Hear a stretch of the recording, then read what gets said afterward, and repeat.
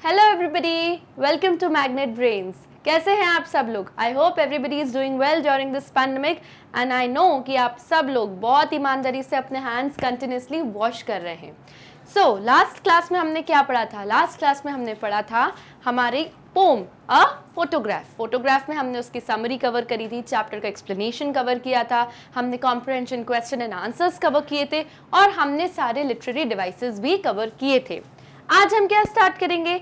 आज हम हमारी हॉर्नबुल बुक का सेकंड चैप्टर स्टार्ट करेंगे, जो कि है we are not afraid to die if we can all be together by Gordon Cook and Alan east.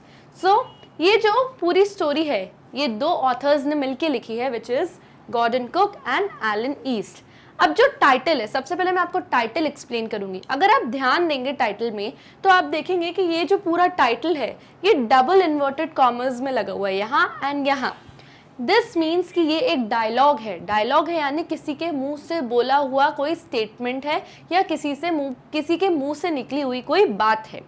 तो we are not afraid to die if we can all be together का मतलब है कि हमें मरने से डर नहीं लगता। We are not afraid to die, डर नहीं लगता मरने से, बट अगर हम सब मिलके साथ हैं, हम सब जो भी वहाँ पे हैं सब साथ में हैं, तो उनको मरने से भी डर नहीं लगता। यानी कि स्टेटमेंट से पता चल रहा है कि जो ये स्टेटमेंट बोल रहा है वो कितना करेजियस है, कितना बहादुर है, जिसने इतनी बड़ी बात बोल दी कि अगर हम सब साथ हैं तो मरने से भी डर नहीं लगता। क्या है इस चैप्टर में वो अब हम आगे पढ़ते। तो इंट्रोडक्शन ऑफ द चैप्टर। इस चैप्टर का इंट्रोडक्शन पढ़ने से पहले मैं आपको एक पूरा ओवरव्यू देती हूँ कि इस चैप्टर में है क्या।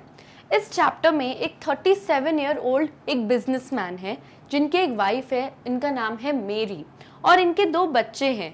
इनका पहला है इनका जो पहली बेटी है वो है सुजैन, जो कि 7 ईयर्स ओल्ड है, और उनसे छोटा इनका बेटा है जॉनथन, जो कि 6 ईयर्स ओल्ड है। इन चारों को मिलके एक वोयाज पे जाना है। वोयाज यानी कि एक जर्नी जो सी से हो रही है, यानी कि जो समुद्र के थ्रू, समुद्र के रास्ते इनको एक जर्नी करनी है।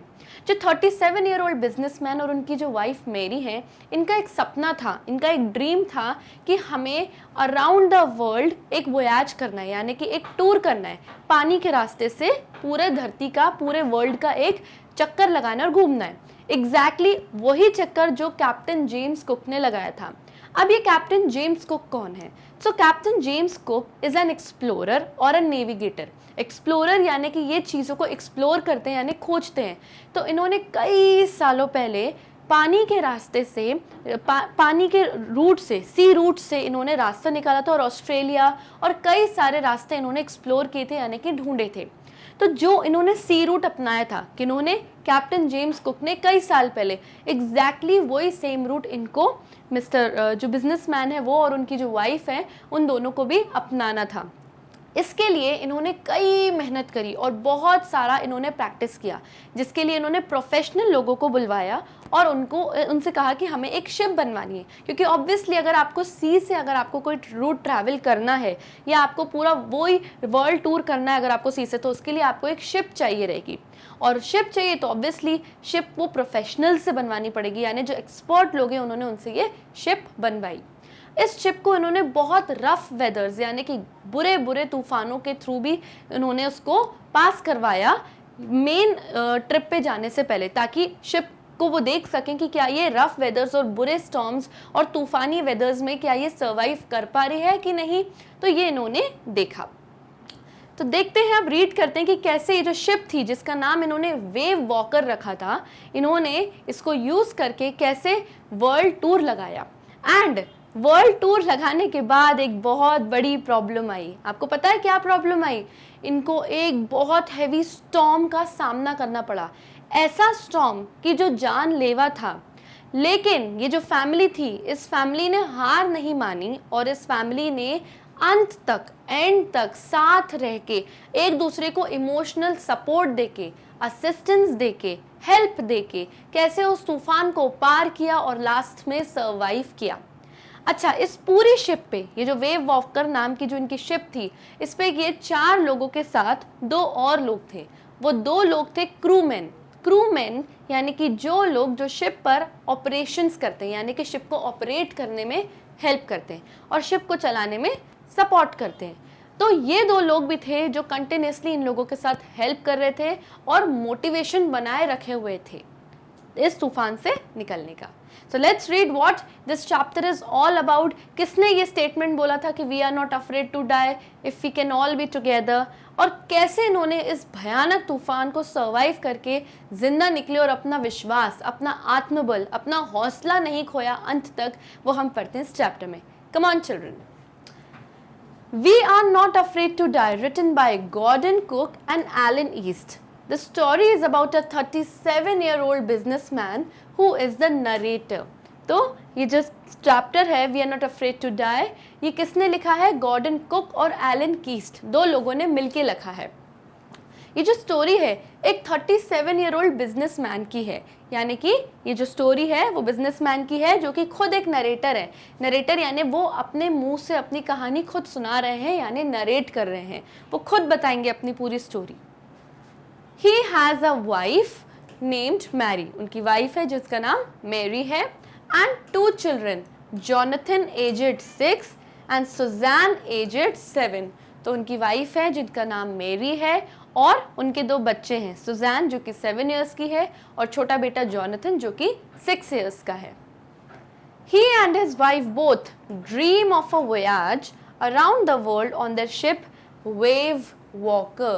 तो ये जो 37-year-old बिजनेसमैन और जो उनकी वाइफ है मेरी, इनका एक ड्रीम था, एक सपना था कि इनको अराउंड द वर्ल्ड वोयाज करना है। वोयाज यानी कि इनको ट्रैवल करना है पानी के रास्ते से। ओके, आप वोयाज भी कह सकते हैं, आप वॉयज भी कह सकते हैं, दोनों प्रोनाउंसिएशंस आर करेक्ट। अब जो इनकी शिप है उसका नाम है वेव वॉकर, इन्होंने अपनी शिप का नाम वेव वॉकर दिया, विच इज 23 मीटर्स लॉन्ग। ये 23 मीटर्स लंबी एक शिप है, एंड 30 टन वुडन हल्ड, इसका जो शिप का वेट है वो है 30 टन, 30 टन की ये शिप है, एंड वुडन हल्ड यानी पूरी वुड, लकड़ी की स्ट्रॉन्ग वुड की बनी हुई है। Just like that of the famous captain James cook, ये जो इनकी शिप है एग्जैक्टली उन्हीं की तरह है जो कैप्टन जेम्स कुक थे, यानी जो एक्सप्लोरर थे, जो नेविगेटर थे, उन्हीं की तरह उनकी भी ये एक शिप है। The whole family started sailing from Plymouth England on July 1976। तो इन्होंने अपनी जर्नी कहाँ से स्टार्ट करी? प्लाईमाउथ नाम की एक जगह है जो कि इंग्लैंड में है, और कब स्टार्ट करी? जुलाई 1976 में इन्होंने अपनी ये जर्नी, अपना पूरा रास्ता स्टार्ट किया। द इनिशियल फेज यानी कि जो शुरुआती समय था। अब जो इनकी जो जर्नी थी ये पूरी टोटल 3 इयर्स की थी, इनको वो पूरा सी रूट ट्रैवल करने में 3 साल लगने थे। तो जो इनिशियल फेज था, उस 3 साल का जो इनिशियल फेज था, शुरुआती टाइम था जर्नी का, initial phase of the 3 year long journey was from Africa to Cape Town. It was pleasant. तो वो कह रहे हैं कि जो इनिशियल शुरुआती फेज था वो प्लेजेंट था, काफ़ी अच्छा था, और इन्होंने मज़े मज़े में अपना टाइम स्पेंड किया अपनी जर्नी का। और ये इनिशियल फेज कहाँ से था? अफ्रीका टू केप टाउन तक का था। अब जो अफ्रीका है, वो जो केप टाउन है वो साउथ अफ्रीका में है। याद रखना ये बात, क्योंकि इससे रिलेटेड हम नेक्स्ट लाइन में पढ़ेंगे कि क्या बात है। While heading east, along with 2 newly hired crewmen, strong waves hit them and their survival became a question. तो वो कह रहे हैं कि जो उनकी 3 साल की लंबी सी जर्नी थी, उसका जो इनिशियल टाइम था वो काफ़ी अच्छा था, वो काफ़ी मज़े से निकला, और वो अफ्रीका टू केप टाउन में था। और ये कौन सा अफ्रीका? ये साउथ अफ्रीका है। उसके बाद इन लोगों को टर्न लेना था ईस्ट की तरफ। साउथ अफ्रीका में थे ये लोग और इनको ईस्ट की तरफ टर्न लेनी थी अपनी शिप। उससे पहले इन्होंने जो 2 न्यूली हायर्ड क्रूमैन थे, न्यूली हायर्ड यानी नए नए नौकरी पे रखे गए थे क्रूमैन, यानी कि वो लोग जो शिप में ऑपरेशंस करते हैं, यानी कि शिप को ऑपरेट करने में, चलाने में उनकी हेल्प करते हैं, उनको भी इन्होंने रखा था ईस्ट जाने से पहले। अब ईस्ट में बहुत स्ट्रॉन्ग विंड्स ने और बहुत स्ट्रॉन्ग वेव्स ने, भरी और भारी लहरों ने इनको हिट किया, जिसकी वजह से इनका सर्वाइवल यानी जिंदा रहना एक क्वेश्चन मार्क बन गया, यानी मुश्किल में पड़ गया इनका बहुत।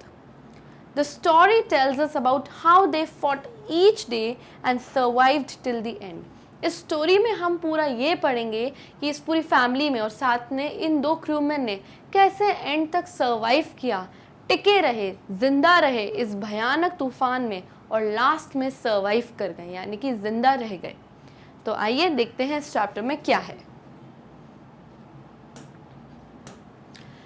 चैप्टर स्टार्ट करने से पहले बहुत इंपॉर्टेंट है कि हम इस शिप के या इस यॉट के पार्ट्स पढ़ लें कि कौन सा पार्ट कहाँ है, क्योंकि इस पूरे चैप्टर में बहुत सारे ऐसे वर्ड्स आएंगे शिप से रिलेटेड या यॉट से या वाटर बॉडी से रिलेटेड आएंगे जो आपको आने चाहिए। ये पूरा एक शिप का पिक्चर है जिसमें इसके पार्ट्स दिए हैं और आप इसको ध्यान से समझिए। ओके, ये शिप है और ये जो लंबा सा पोल आप देख रहे हैं इसको हम कहते हैं मास्ट, इसको हम कहते हैं मास्ट। और ये जो शिप है उसका ये मेन मास्ट है, यानी जो मेन पोल है जिसपे पूरी शिप टिकी हुई है। उसके बाद ये जो पर्दा देख रहे हैं वाइट कलर का, जो ये पर्दा होता है इसको हम सेल कहते हैं। और ये कौन सी सेल है? Main sail. इसी पर्दे पे हवा आती है और जिसके प्रेशर पे, इस पे जो प्रेशर पड़ता है बोट आगे की तरफ चलती है। उसके बाद ये जो पूरा एरिया है इसको हम बोलते हैं डेक। जैसे हम पढ़ते हैं ना पूल डेक पार्टी और शिप डेक पार्टी में हम जा रहे हैं, तो डेक यानी कि वहाँ पे जो ऊपर का हिस्सा है जहाँ पे हम खड़े हो सकते हैं वो डेक, यानी कि जो फर्श है, जो फ्लोर है शिप का, उसको हम कहते हैं डेक। वहाँ पे लोग पार्टीज भी करते हैं आजकल जैसे हो रही है। उसके बाद आता है बूम। अब ये बूम क्या है? जो ये पोर्शन है ना इसको हम कहते हैं बूम, ठीक। उसके बाद ये जो पोर्शन है आगे का इसको हम कहते हैं बो। ये बूम एंड ये बो। अब जो शिप का पीछे का हिस्सा है इसको हम कहते हैं स्टर्न। तो जो आगे का हिस्सा है उसको कहते हैं बो एंड जो back portion of the ship है उसको हम कहते हैं स्टर्न। जो ये एरिया है, ये एरिया इसको हम कहते हैं कॉकपिट, इसको हम कहते हैं कॉकपिट।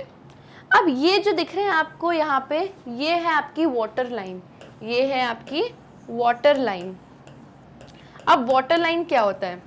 वाटर लाइन यानी जो पूरी शिप होती है वो आधी पानी के अंदर होती है, आधी इन द सेंस यानी कुछ पोर्शन उसका पानी के अंदर होता है और बाकी की जो पूरी शिप होती है वो पानी के सरफेस पे यानी ऊपर होती है, यानी पानी के बाहर होती है। तो जितना एरिया ये पानी के नीचे होता है उसको हम क्या कहते हैं? Water line. जो ये लाइन आप देख रहे हैं यहाँ पे, ये लाइन इसको हम वाटर लाइन कहते हैं।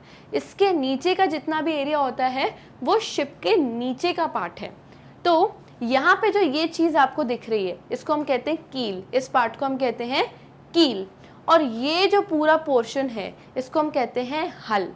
ये पूरा हल है, इस पूरे पोर्शन को हम हल कहते हैं। जो वाटर लाइन के अंदर है वो ये दिखाया गया है इन्होंने कि ये भी एक हल पार्ट ही है। और जो ये पोर्शन है, ये छोटा सा जो आपको दिख रहा है, ये भी वाटर लाइन के अंदर है यानी पानी के अंदर है, उसको हम कहते हैं रडर। क्या कहते हैं उन्हें? रडर।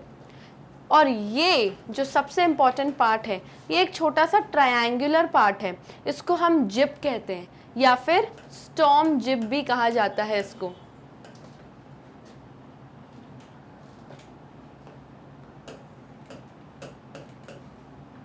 तो जिब या स्टॉर्म जिप एक ही बात है। ये एक छोटा सा ट्रायंगुलर एरिया होता है और इसमें इस तरीके से ऐसे लाइंस होती हैं। जब कोई बहुत स्ट्रॉन्ग विंड्स आ जाती हैं, कभी तूफान आ जाता है पूरी जर्नी पे, या बड़ी बड़ी वेव्स आती हैं और पानी अंदर की तरफ आने का डर है कि भाई बोट में या शिप में पूरा पानी भर रहा है, तो लोग स्टॉर्म जिप को हॉइस्ट करते हैं यानी कि उठा देते हैं ताकि जो भी पानी आए वो जिप पर टकरा के वापस डिफ्लेक्ट हो जाए, यानी कि वापस अंदर सी में ही या फिर वाटर बॉडी में चले जाए, बोट के अंदर पानी एंटर नहीं कर पाए। सो ये जो है ये सारे पार्ट्स ऑफ द शिप हैं जो कि आगे हमें काम आएंगे चैप्टर पे। समझ में आया सबको? Okay.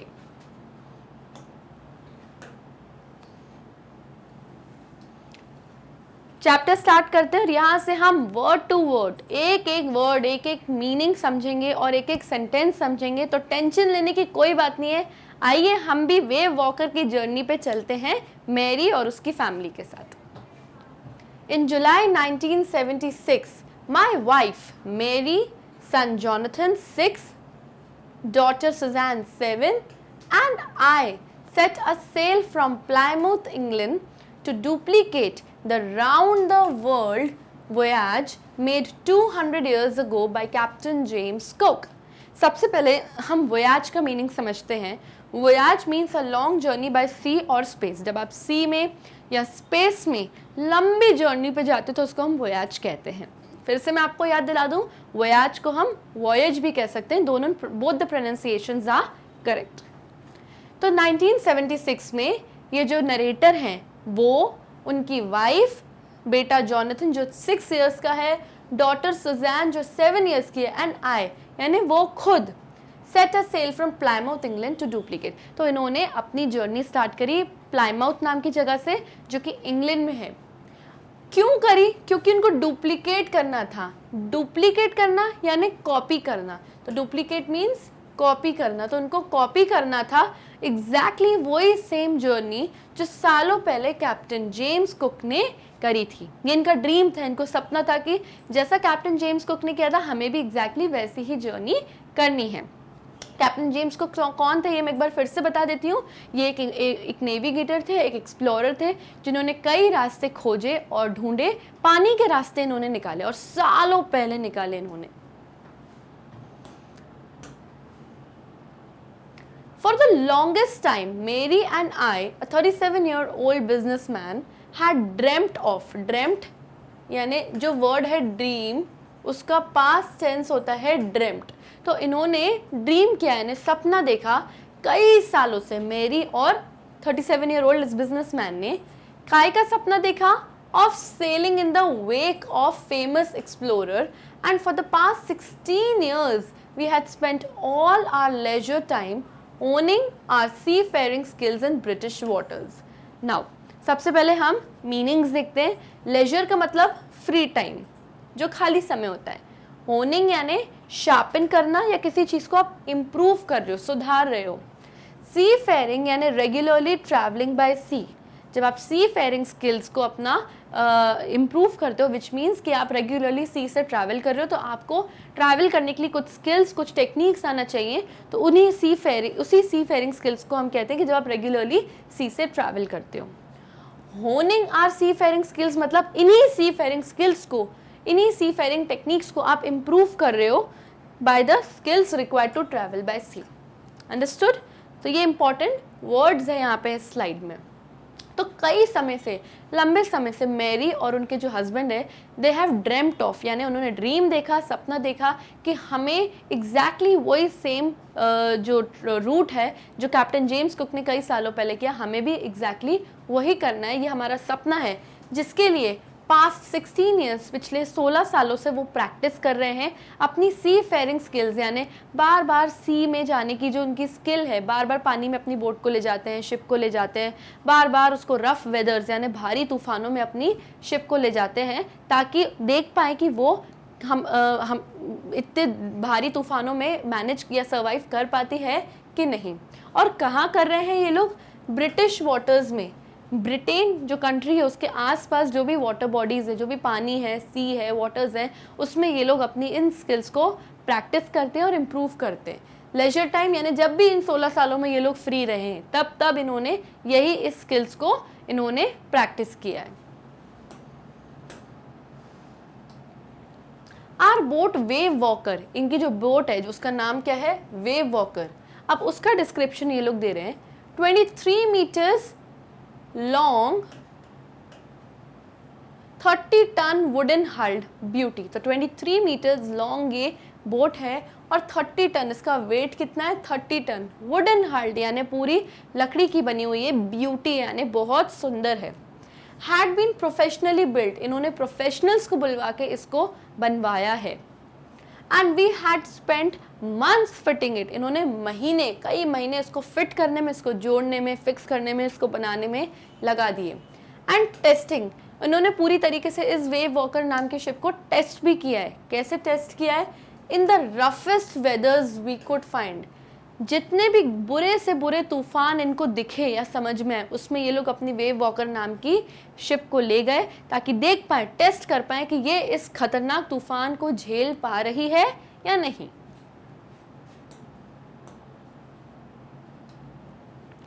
The first leg of our plan 3 year, first leg का मतलब यहाँ पे क्या है, फर्स्ट पार्ट या first phase of our 3 year 105,000 kilometer journey passed pleasantly as we sailed down to the west coast of Africa to Cape Town.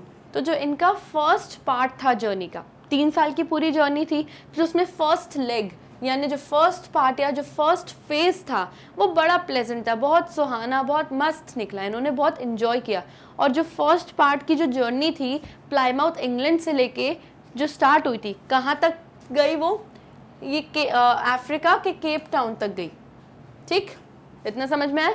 Plymouth England, इन्होंने वहाँ से अपनी जर्नी स्टार्ट करी और कहाँ तक गए, केप टाउन अफ्रीका तक गए। यस, केप टाउन एक सिटी है जो अफ्रीका में ही है, और कौन से अफ्रीका के पार्ट में, साउथ अफ्रीका के पार्ट में। तो ये इनका जर्नी का फर्स्ट पार्ट था। और इस पूरी जर्नी में इन्होंने कितना डिस्टेंस कवर किया, 105,000 किलोमीटर्स इन्होंने कवर किया। और ये कह रहे हैं कि इतना बहुत अच्छा था, यानी इतनी जो फर्स्ट पोर्शन की, जो फर्स्ट पार्ट की, जो फर्स्ट लेग था यानी फेज था, बहुत इनका बढ़िया गया, इन्होंने बहुत एंजॉय किया। देयर बिफोर हेडिंग ईस्ट, अब ये लोग, ये होता है नॉर्थ, ये होता है साउथ, ये होता है ईस्ट एंड ये होता है वेस्ट। अभी ये लोग कहाँ हैं, साउथ में हैं, यानी साउथ अफ्रीका में। अब इनको ईस्ट की तरफ मुड़ना है, इस तरफ इनको जाना है। We took on 2 crewmen, इन्होंने 2 क्रूमैन को लिया। क्रूमैन यानी वो 2 लोग जो शिप में ऑपरेशंस यानी ऑपरेट करने में, शिप को चलाने में हेल्प करते हैं, उनको लिया यानी उनको हायर किया, नौकरी पे रखा उनको, जिनके नाम थे American Larry Vigil and Swiss Herb Seigler. अब ये जो लैरी विगल थे वो एक अमेरिकन थे, एंड जो हर्ब सीगलर थे वो कौन थे, एक स्विस थे, यानी स्विट्जरलैंड से आए थे। ठीक है, तो इन दोनों को इन्होंने रखा अपनी शिप पे, जॉब पे। ओके, क्यों रखा, to help us tackle one of the world's roughest seas, the southern Indian ocean. अब इनको क्यों रखा इन्होंने, इसीलिए रखा ताकि अब इनको ईस्ट तरफ जाना था, और ईस्ट में क्या आने वाला था, सदर्न इंडियन ओशन आने वाला था। और ये इस पूरी दुनिया का सबसे रफेस्ट सी है। रफेस्ट सी का मतलब यानी कि यहाँ बहुत भयानक और बुरे बुरे तूफान आते हैं, बहुत भयानक यहाँ वेव्स आती हैं, और बहुत यहाँ का जो वेदर है अच्छा नहीं होता। हर घंटे ख़राब हो सकता है, हर दिन ख़राब हो सकता है, कभी भी कैसा भी वेदर हो सकता है, किसी को कुछ नहीं पता। तो पूरी दुनिया का जो रफेस्ट वेदर है किस सी में आता है, सदर्न इंडियन ओशन में आता है। आई बात समझ में। तो वहाँ टैकल करने के लिए उनको पता था कि हमें हेल्प की ज़रूरत पड़ेगी, तो उन्होंने American Larry Vigil and Swiss Herb Seigler नाम के 2 क्रूमैन को उन्होंने जॉब पे रखा।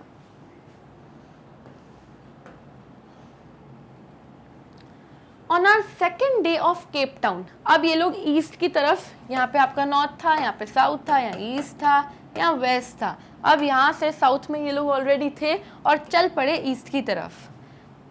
2 क्रूमैन हायर किए, ईस्ट की तरफ चल पड़े। अब इनका यहाँ पे सेकेंड डे जो था केप टाउन में, we began to encounter strong gales. अब सबसे पहले समझेंगे गेल्स क्या है। गेल्स यानी अ वेरी स्ट्रॉन्ग विंड, खतरनाक और बहुत तेज विंड यानी तूफानी हवाएं, उनको हम गेल्स कहते हैं। तो जब ये लोग सेकेंड डे में केप टाउन की तरफ आए तो इनको क्या मिला, वहाँ पे क्या फेस करने को मिला, बहुत strong Gales. For the next few weeks they blue continuously, और आने वाले कई हफ्तों तक ये स्ट्रॉन्ग गेल्स आती रही, ये तूफानी हवाओं को उनको फेस करना पड़ा। गेल्स डिड नॉट वरी मी, ये जो गेल्स थे, ये जो खतरनाक तेज तूफानी हवाएं थी, ये नरेटर को टेंशन में नहीं ला रही थी, उससे इनको वरी या टेंशन नहीं हो रही थी। But the size of the waves was alarming, ये जो वेव्स का जो साइज था, जो उनके ऊपर लहरें आ रही थी, उनकी जो साइज थी वो अलार्मिंग थी, यानी वो चौकन्ना करने वाली थी, टेंशन देने वाली वेव्स थी। Up to 15 metres high as our main mast, वो जो हाइट थी वेव्स की वो 15 मीटर्स हाई थी, as high as our main mast. जो मेन मास्ट था, जैसा कि आप इस पिक्चर में देख सकते हैं, ये इनकी पूरी शिप है, और ये जो मेन पोल है ये इनका मेन मास्ट है।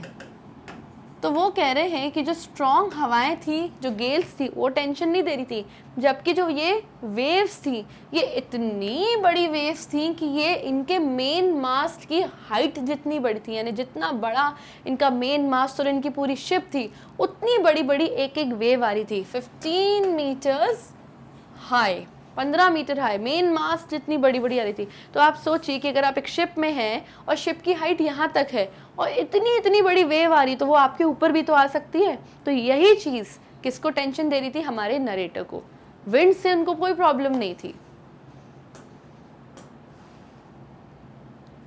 December 25, we found us 3,500 kilometre east of Cape town. तो 25 दिसंबर, अब 25 दिसंबर को क्या होता है? हम कौन सा फेस्टिवल सेलिब्रेट करते हैं? एग्जैक्टली हम क्रिसमस सेलिब्रेट करते हैं। तो 25 दिसंबर को हम लोग क्रिसमस सेलिब्रेट करते हैं। और वो कह रहे थे कि जब हम ईस्ट तरफ गए केप टाउन से, तो हमने वहाँ पे 3,500 किलोमीटर्स का डिस्टेंस कवर कर लिया था क्रिसमस के दिन तक, यानी 25 दिसंबर को। डिस्पाइट अट्रोशियस वेदर, अट्रोशियस क्या होता है? अब बैड या वेरी पुअर क्वालिटी। तो जो बुरा सा वेदर था, पुअर क्वालिटी का जो वेदर, हम लोग इतना बुरा वेदर फेस कर रहा था, we had a wonderful holiday complete with Christmas tree.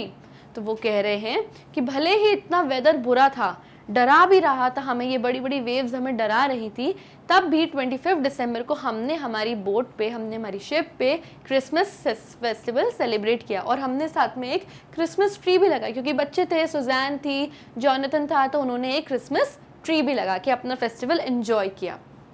अब new year's day saw no improvement. अब न्यू ईयर डे यानी कौन सी डेट आ गई? 1 जनवरी। यहाँ पे अब तक 25 दिसंबर यानी क्रिसमस के दिन की बात हो रही थी। अब 5-6 डेज निकल गए और अब न्यू ईयर का दिन आ गया, 1 जनवरी आ गई।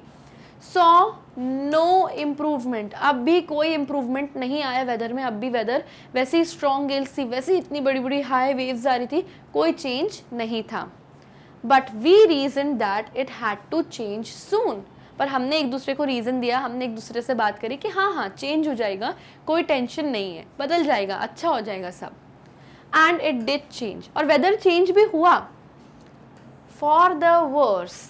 वेदर चेंज तो हुआ पर वर्स, यानी जो ऑलरेडी खराब था, जो ऑलरेडी अलार्मिंग, चौकन्ना करने वाला वेदर था, वो और वर्स्ट हो गया, यानी बद से बदतर हो गया।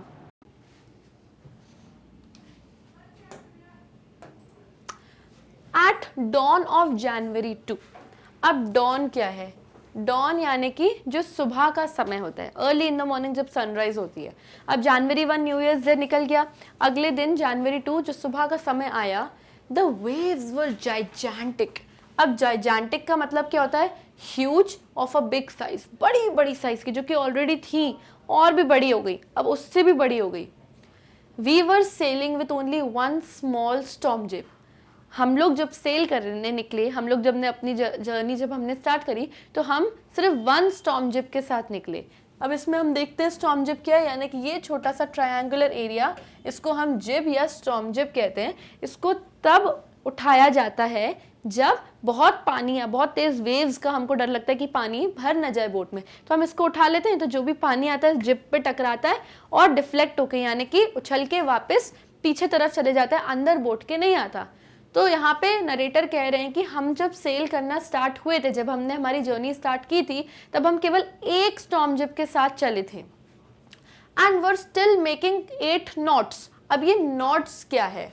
नॉट्स यानी कि a unit of speed equal to 1 nautical mile per hour used especially और विंड्स। तो वो कह रहे हैं यहाँ पे जो नॉट्स है, इसका ये यूनिट ऑफ स्पीड है।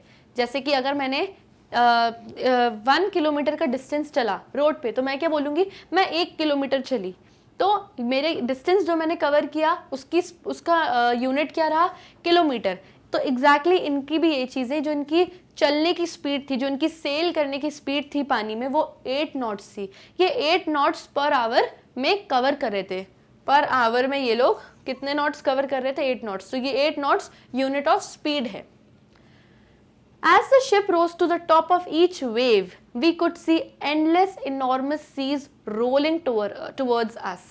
Enormous यानी कि अ वेरी लार्ज साइज, बहुत बड़े साइज को हम इनॉर्मस कहते हैं। तो हम यहाँ पे एक पिक्चर के थ्रू समझते हैं, जैसे कि ये वेव्स थी, ठीक है, ये उनकी बड़ी बड़ी वेव्स थी और ये उनकी शिप थी। वो कह रहे हैं जैसे जैसे ये शिप एक एक वेव के यहाँ टॉप पे पहुंच रही थी, ऐसा लग रहा था कई सारे समुद्र, कई सारे सीज उस हमारे सी में मिल गए हैं और वो हमारी तरफ रोल होते हुए आ रहे हैं, यानी कि पानी और वेव्स हमारे तरफ बढ़ बढ़ के आ रही हैं। तो ये जो बोट थी, ऐसे ऐसे ऐसे वेव्स पे चल रही थी, यूं यूं करके चल रही थी।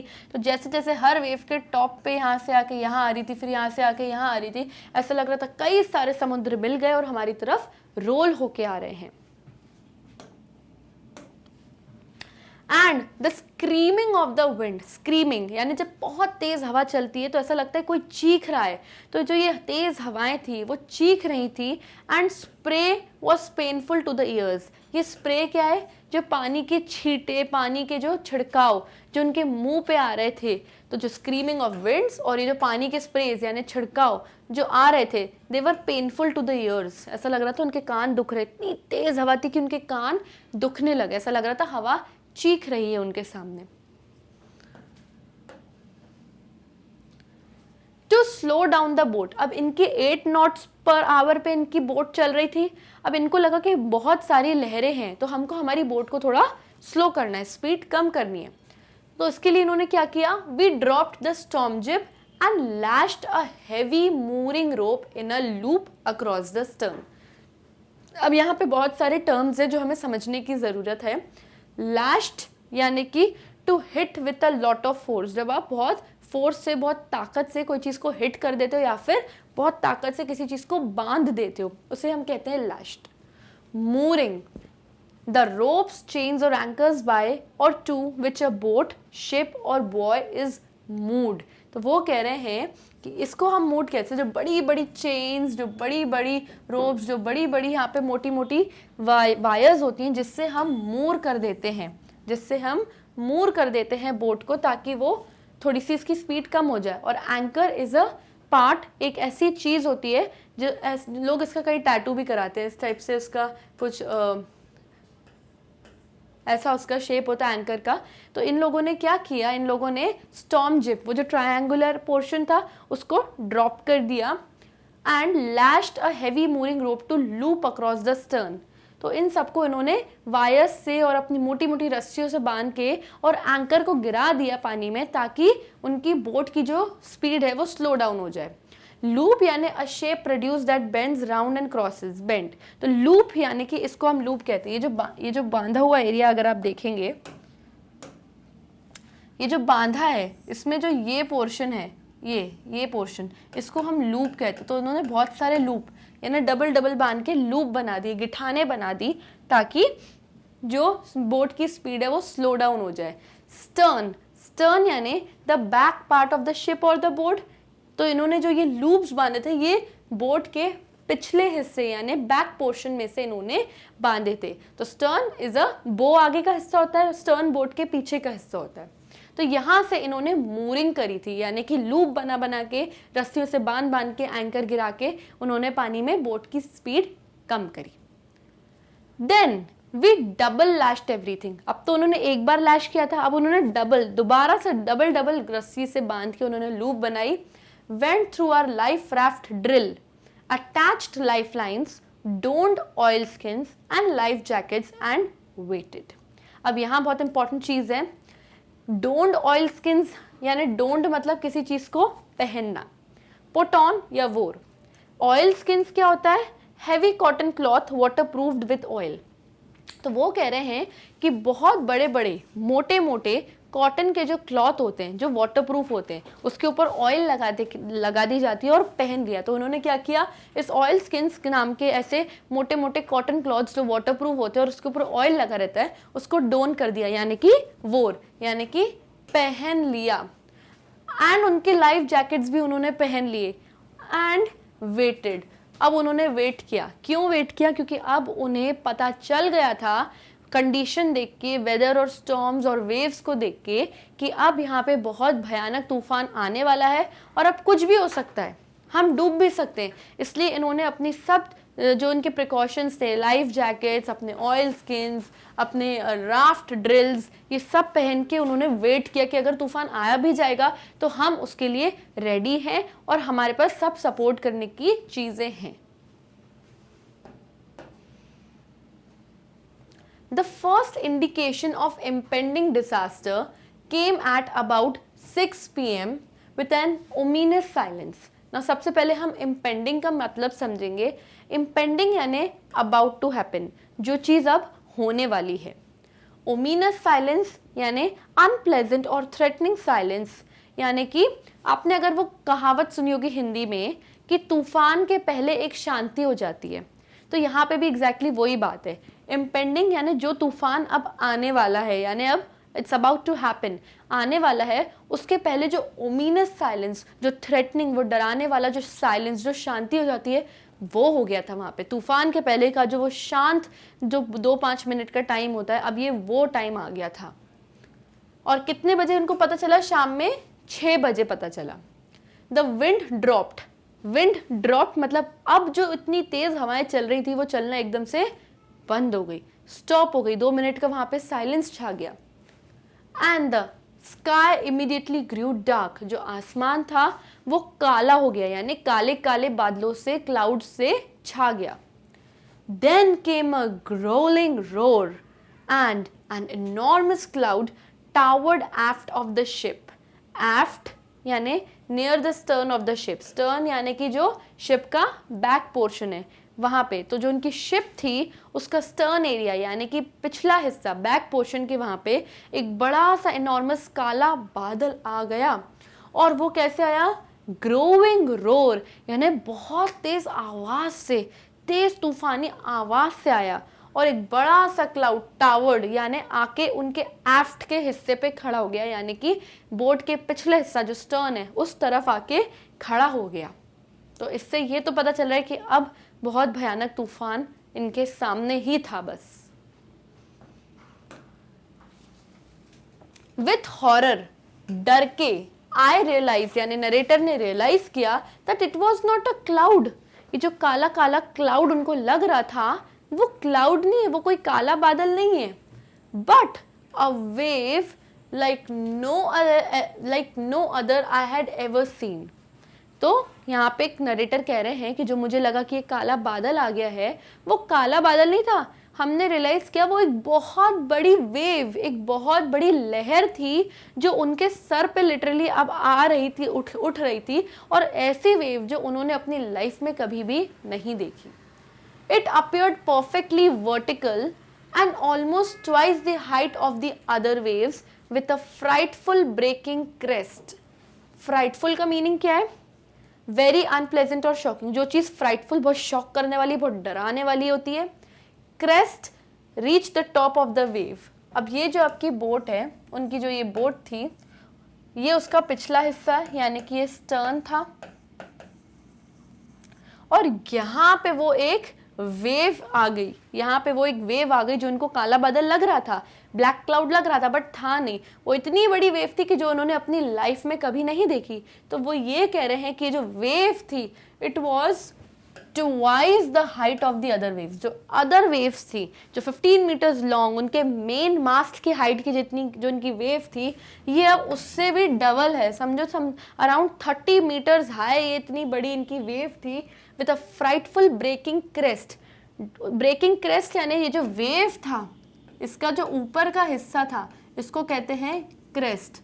तो अब उनके ऊपर ये जो क्रेस्ट वाला पोर्शन है, यानी जो ये ऊपर के जो चढ़ के आ गई है वेव इनके ऊपर, ये अब टूट के इनके ऊपर यहाँ पे गिरने वाली थी, या बोट पे यहाँ पे गिरने वाली थी। जो क्रेस्ट है, जो वेव का ऊपर का हिस्सा, अब ये नीचे आ रहा था वर्टिकल, यानी ऊपर से नीचे आ रहा था बिल्कुल इनकी बोट के ऊपर। द रोर इंक्रीज, अब पानी का इनकी बोट पे आके गिरना, ये जो लहर इनके ऊपर आ रही थी, इसकी रोर, इसकी आवाज बढ़ गई। And a thunder as the stern moved up the face of the wave. ये जो आप कंडीशन देख रहे हैं इस पिक्चर में, एग्जैक्टली ये कंडीशन हो गई।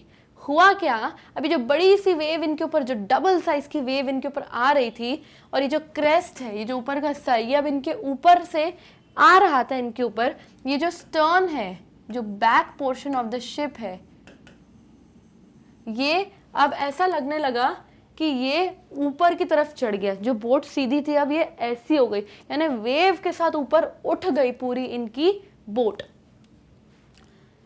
And for a moment I thought we might ride over it. For a moment, एक सेकंड के लिए नरेटर को लगा we might ride over it, यानी हम इसको क्रॉस करके निकल जाएंगे, ऐसा सोचा। किसने? नरेटर ने। But then a tremendous explosion shook the deck. पर एक ट्रेमेंडस एक्सप्लोजन, ट्रेमेंडस यानी बहुत ग्रेट इन अमाउंट, शुक यानी पूरा शेक कर दिया, पूरा हिला दिया, वाइब्रेट कर दिया। डेक यानी कि जो फ्लोर है, जो फर्श है शिप का, उसको कहते हैं। तो उन्होंने कहा कि हमें लगा कि हम इसको क्रॉस कर जाएंगे, लेकिन नहीं, एक बहुत खतरनाक, एक बहुत बड़ा एक्सप्लोजन हुई, एक आवाज़ हुई, एक धक्का लगा ऐसा शिप को कि पूरी जो शिप थी वो शुक हो गई। Shook is the past tense of the word shake. उसने पूरा बोट को शेक कर दिया, वाइब्रेट कर दिया, हिला दिया पूरा। और किसको हिला दिया? पूरे डेक को, यानी पूरे फर्श को उन्होंने, जो उनका जो बोट का जो फर्श था उसको पूरा हिला दिया और बहुत डिस्टर्ब कर दिया। A torrent of green and white water broke over the ship. Torrent क्या होता है? A fast moving stream of water, यानी बहुत लंबी लंबी तेज तेज पानी जो बिल्कुल अंदर आने लगता है वो। तो वो कह रहे हैं कि अब जो सी का पानी होता है वो थोड़ा सा वाइटिश ग्रीनिश टाइप का होता है, क्योंकि ग्रीनिश यानी उसमें थोड़ा सा एल्गे मिक्स्ड होता है, थोड़ा सा उसमें काई होती है, इसलिए हल्का सा ग्रीनिश वाइटिश वाटर होता है। तो वो कह रहे हैं कि जो टॉरेंट है, ये जो पानी की स्ट्रीम, ये जो नदी थी, ये ग्रीन और वाइट कलर की जो नदी थी, ये हमारी बोट के अंदर अब आ गई। यानी कि वो जो लहर थी जिसको सोच रहे थे नरेटर कि हम इसको क्रॉस कर जाएंगे, वो ये क्रॉस नहीं कर पाए, और वो जो वेव थी बड़ी सी, वो उनकी बोट में ऊपर आ गई और उनके पूरे फर्श को हिला दिया, और ये ग्रीनिश वाइटिश कलर का पानी उनकी बोट में आ गया। Water break over the ship, my head smashed into the wheel. Smashed means shattered और वायलेंटली ब्रोक, यानी कि जो हेड था किसका? नरेटर का, वो व्हील पे, ये जो स्टीयरिंग व्हील होता है जो कि आप इस पिक्चर में देख सकते हैं, स्टीयरिंग व्हील पे जाके हिट किया और स्मैश हो गया, यानी बहुत जोर से उनके हेड को धक्का लगा। किसके? नरेटर की। And I was aware of flying overboard and sinking below the waves. उन्होंने देखा कि ओवरबोर्ड, वो शिप के ऊपर ही, वहीं पे जहाँ पानी भर गया था वहाँ पे सिंक कर गए, क्योंकि शिप में इतना पानी भरा कि वहाँ उस पानी में उनको लगा कि वो डूब गए हैं, और वो डूब ही गए थे। बाहर पानी में, सी में नहीं, जो शिप में अंदर पानी अगर भर गया तो वो उसी शिप के अंदर जो पानी भर गया था उसमें डूब गए हैं।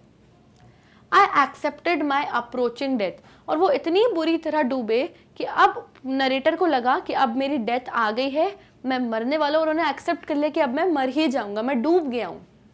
And as I was losing consciousness, obviously जब वो यहाँ पे सिंक हो गए, डूब गए, तो वो कॉन्शियस, अपना होश खोते जा रहे थे। आई फेल्ट क्वाइट पीसफुल, और उनको लगा मैं मर रहा हूँ, और उनको डेथ लाइक, पीसफुल लगा यानी डेथ लाइक फीलिंग लगी कि अब मैं मर रहा हूँ, क्योंकि अब मैं डूब चुका हूँ अंदर, पानी में अंदर आ गया हूँ। Unexpectedly my head popped out, और अचानक से उनका जो पानी में से उनका हेड बाहर पॉप आउट हो गया, यानी पॉप आउट हो गया यानी कि निकल के एकदम बाहर आ गया। वो डूबी हुई हालत में से बाहर आ गए और उनका हेड बाहर निकल आया। Popped out of the water. A few metres away Wave Walker was near capsizing, और ऐसा लग रहा था कि थोड़े मीटर्स में, थोड़ा सा और हम आगे बोट जैसी चलेगी, वेव वाटर कैप्साइज हो जाएगी। कैप्साइज हो जाएगी यानी ओवरटर्न्ड इन द वाटर, यानी पानी में उलट जाएगी, क्योंकि जो उनकी बोट थी वो पूरी डिसबैलेंस हो चुकी थी, पूरा उसमें पानी भर चुका था, बड़ी बड़ी लहरों से ऐसे ऐसे इस डायरेक्शन में करके वो जा रही थी। और एक पॉइंट आया कि उन्हें लगा कि जो वेव वॉकर नाम की उनकी शिप है वो कैप्साइज हो जाएगी, यानी पानी में उलट जाएगी, पानी में पलट जाएगी। हर मास्ट ऑलमोस्ट हॉरिजॉन्टल, ऑब्वियसली अब ये जो अगर आपकी शिप है, इसका जो मेन मास्ट है वो ये होता है, ये वर्टिकल होता है, यानी ऊपर की तरफ खड़े होता है। लेकिन अगर ये पानी में उल्टेगी तो जो मास्ट वाला पोर्शन है वो हॉरिजॉन्टल हो जाएगा, यानी इस डायरेक्शन में, यानी जो शिप है वो लेट जाएगी तो जो मास्ट जो खड़ा हुआ है वो भी हॉरिजॉन्टल, यानी इस डायरेक्शन में पानी के पाथ से जो है पैरेलल हो जाएगा, यानी उसके डायरेक्शन में आ जाएगा। Then a wave hurled her यानी कि वेव वॉकर को, हर्ल्ड यानी कि throw with a great force. तो जैसे ही जो वेव वॉकर थी वो हॉरिजॉन्टल हो गई, यानी पानी में कैप्साइज यानी पलटने वाली थी, उस तरफ से ऑपोजिट तरफ से एक दूसरी वेव आई जिसने वेव वॉटर को धक्का मारा और वो वापस से खड़ी हो गई, यानी वापस से सीधी हो गई पानी में। तो then a wave hurled her upright यानी वापस सीधा खड़ा कर दिया। माई लाइफलाइन जर्क्ड टॉट यानी स्ट्रेच्ड और पुल्ड टाइटली। उन्होंने कोई लाइफलाइन नाम की जो एक वहां पे रस्सी थी उसको उन्होंने जल्दी से पकड़ लिया, किन्होंने, नरेटर ने। आई ग्रैब्ड यानी पकड़ लिया द गार्ड रेल्स। अब ये गार्ड रेल्स क्या होती हैं? ये जो रेलिंग होती है ना, यहाँ पे जो रेलिंग लगी रहती है शिप में, ऊपर की तरफ भी यहाँ रेलिंग्स होती है, उन्होंने वो रेलिंग्स को ऐसे लोहे की रेलिंग्स को पकड़ लिया। And sailed through the air into wave walkers main boom.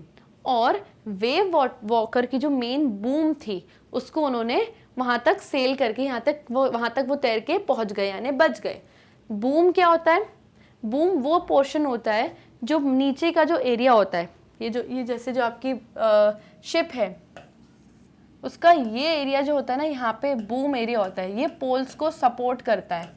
ये एरिया, ये जो पोल्स है उनको ये एरिया सपोर्ट कर रहे हैं, तो उसको हम बूम कहते हैं। तो इस स्लाइड में हमने क्या समझा? इस स्लाइड में हमने समझा कि सडनली जैसे ही ओवरबोर्ड में, यहाँ पानी में अंदर जो नरेटर थे वो डूब गए थे, और क्या हुआ, अचानक से उनका हेड बाहर निकला, पानी में से बाहर निकला, और उन्होंने कुछ मीटर्स बाद ऐसा सोचने लगे कि अब वेव वाटर कैप्साइज हो रही है, यानी कि पलट जाएगी पानी में। और सडनली एक ऑपोजिट डायरेक्शन से एक दूसरी वेव आती है जिससे वेव वॉकर को धक्का लगता है और वो वापस अपराइट यानी सीधी हो जाती है पानी में। यानी कि ये वेव जो थी ये एक तरीके से लकी साबित हुई वेव वॉकर के लिए, अदरवाइज वेव वॉकर तो कैप्साइज हो जाती, यानी कि पानी में पलट ही जाती। उसके बाद उन्होंने बोला कि ये जो उनको एक लाइफ रोप मिली जिसको उन्होंने ग्रैब किया, पकड़ा, और धीरे से सेल करते हुए शिप के बूम तक आए। बूम यानी कि इस पोर्शन तक आ गए जहाँ पे मेन मास्ट नीचे उसको पोल्स तो सपोर्ट कर रहा है। तो वहां तक वो जैसे तैसे रेलिंग को पकड़ के, जो उनकी जर्क थी उसको पकड़ के कैसे भी वहां तक तैर के आ गए और उन्होंने पकड़ लिया टाइटली। सब्सिक्वेंट वेव्स टॉस्ड मी। सब्सिक्वेंट यानी इतनी सारी लहरें थी कि वो मुझे टॉस कर रही थी, उछाल रही थी अंदर पानी में। Around the deck like a rag doll. अब रैग डॉल क्या होती है? एक ऐसी डॉल जो फटे पुराने कपड़ों से बनी हुई होती है। तो यहाँ पे नरेटर कह रहे हैं कि जो वेव्स थी, जो बोट में वेव्स आ गई थी, वो मुझे टॉस कर रही थी, यानी कि मुझे उछाल रही थी इधर उधर से, यानी कि मैं अपने आप को उचकते हुए महसूस कर रहा था, और मैं हर चीज़ को वहाँ पे रेलिंग्स को होल्ड करके रखा हुआ था ताकि मैं वापस से ना डूब जाऊँ।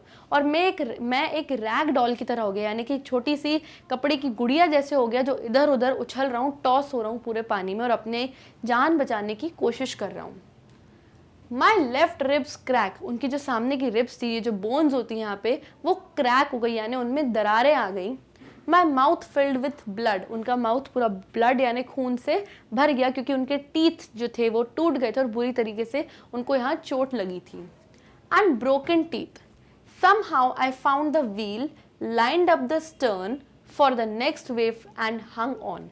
तो किसी तरीके से वो जो व्हील था, वो जो स्टेयरिंग व्हील था, वो उस तक वहाँ तक पहुँचे मैनेज करते हुए, और उसको होल्ड किया ताकि थोड़ी सी जो शिप है बैलेंस हो जाए, और वहाँ पे वो हंग हो गए, यानी हैंग होके लटक के खड़े हो गए। And waited for the next wave जो दूसरी लहर अब आ रही थी उनको हिट करने के लिए, उसके लिए उन्होंने वेट किया और रेडी हो गए। इन लाइन से हमको क्या पता चलता है कि जो नरेटर है कितने करेजियस है, यानी कितने बहादुर हैं। एक इतनी खतरनाक वेव ने उनको हिट किया, उनको बुरी तरह इंजर किया, यानी जख्मी कर दिया, पूरी वेव वॉकर में पानी भर गया था, तब भी उन्होंने दूसरी वेव को क्या किया, उतनी ही डेडिकेशन से और उतनी ही बहादुरी से उन्होंने सामना किया, डरे नहीं, क्योंकि ऑलरेडी तो उनको एक डेथ लाइक एक्सपीरियंस हो गया था, वो डूब ही चुके थे, बट उसमें से वो निकल आए और उन्होंने दूसरी वेव का भी डटकर सामना किया।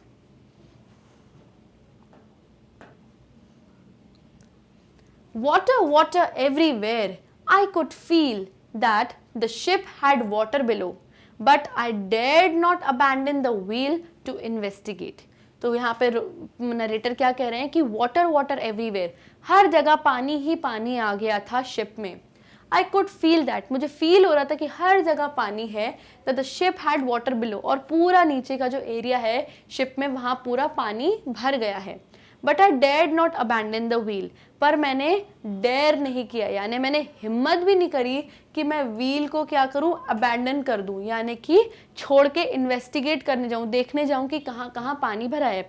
व्हील छोड़ूंगा यानी कि क्या होगा, मेरा बैलेंस फिर खो जाएगा और शिप कहीं भी किसी भी डायरेक्शन में चली जाएगी। तो भले पानी भर रहा है शिप में, मुझे दिख रहा है हर जगह पानी पानी हो रहा है, पर मैंने हिम्मत भी नहीं करी कि मैं अपनी स्टीयरिंग व्हील को छोड़ के कहीं चले जाऊं, अबैंडन नहीं करूं, यानी उसको अकेला नहीं छोड़ूं। Suddenly the front hatch was thrown open, hatch यानी कि डोर, दरवाजा।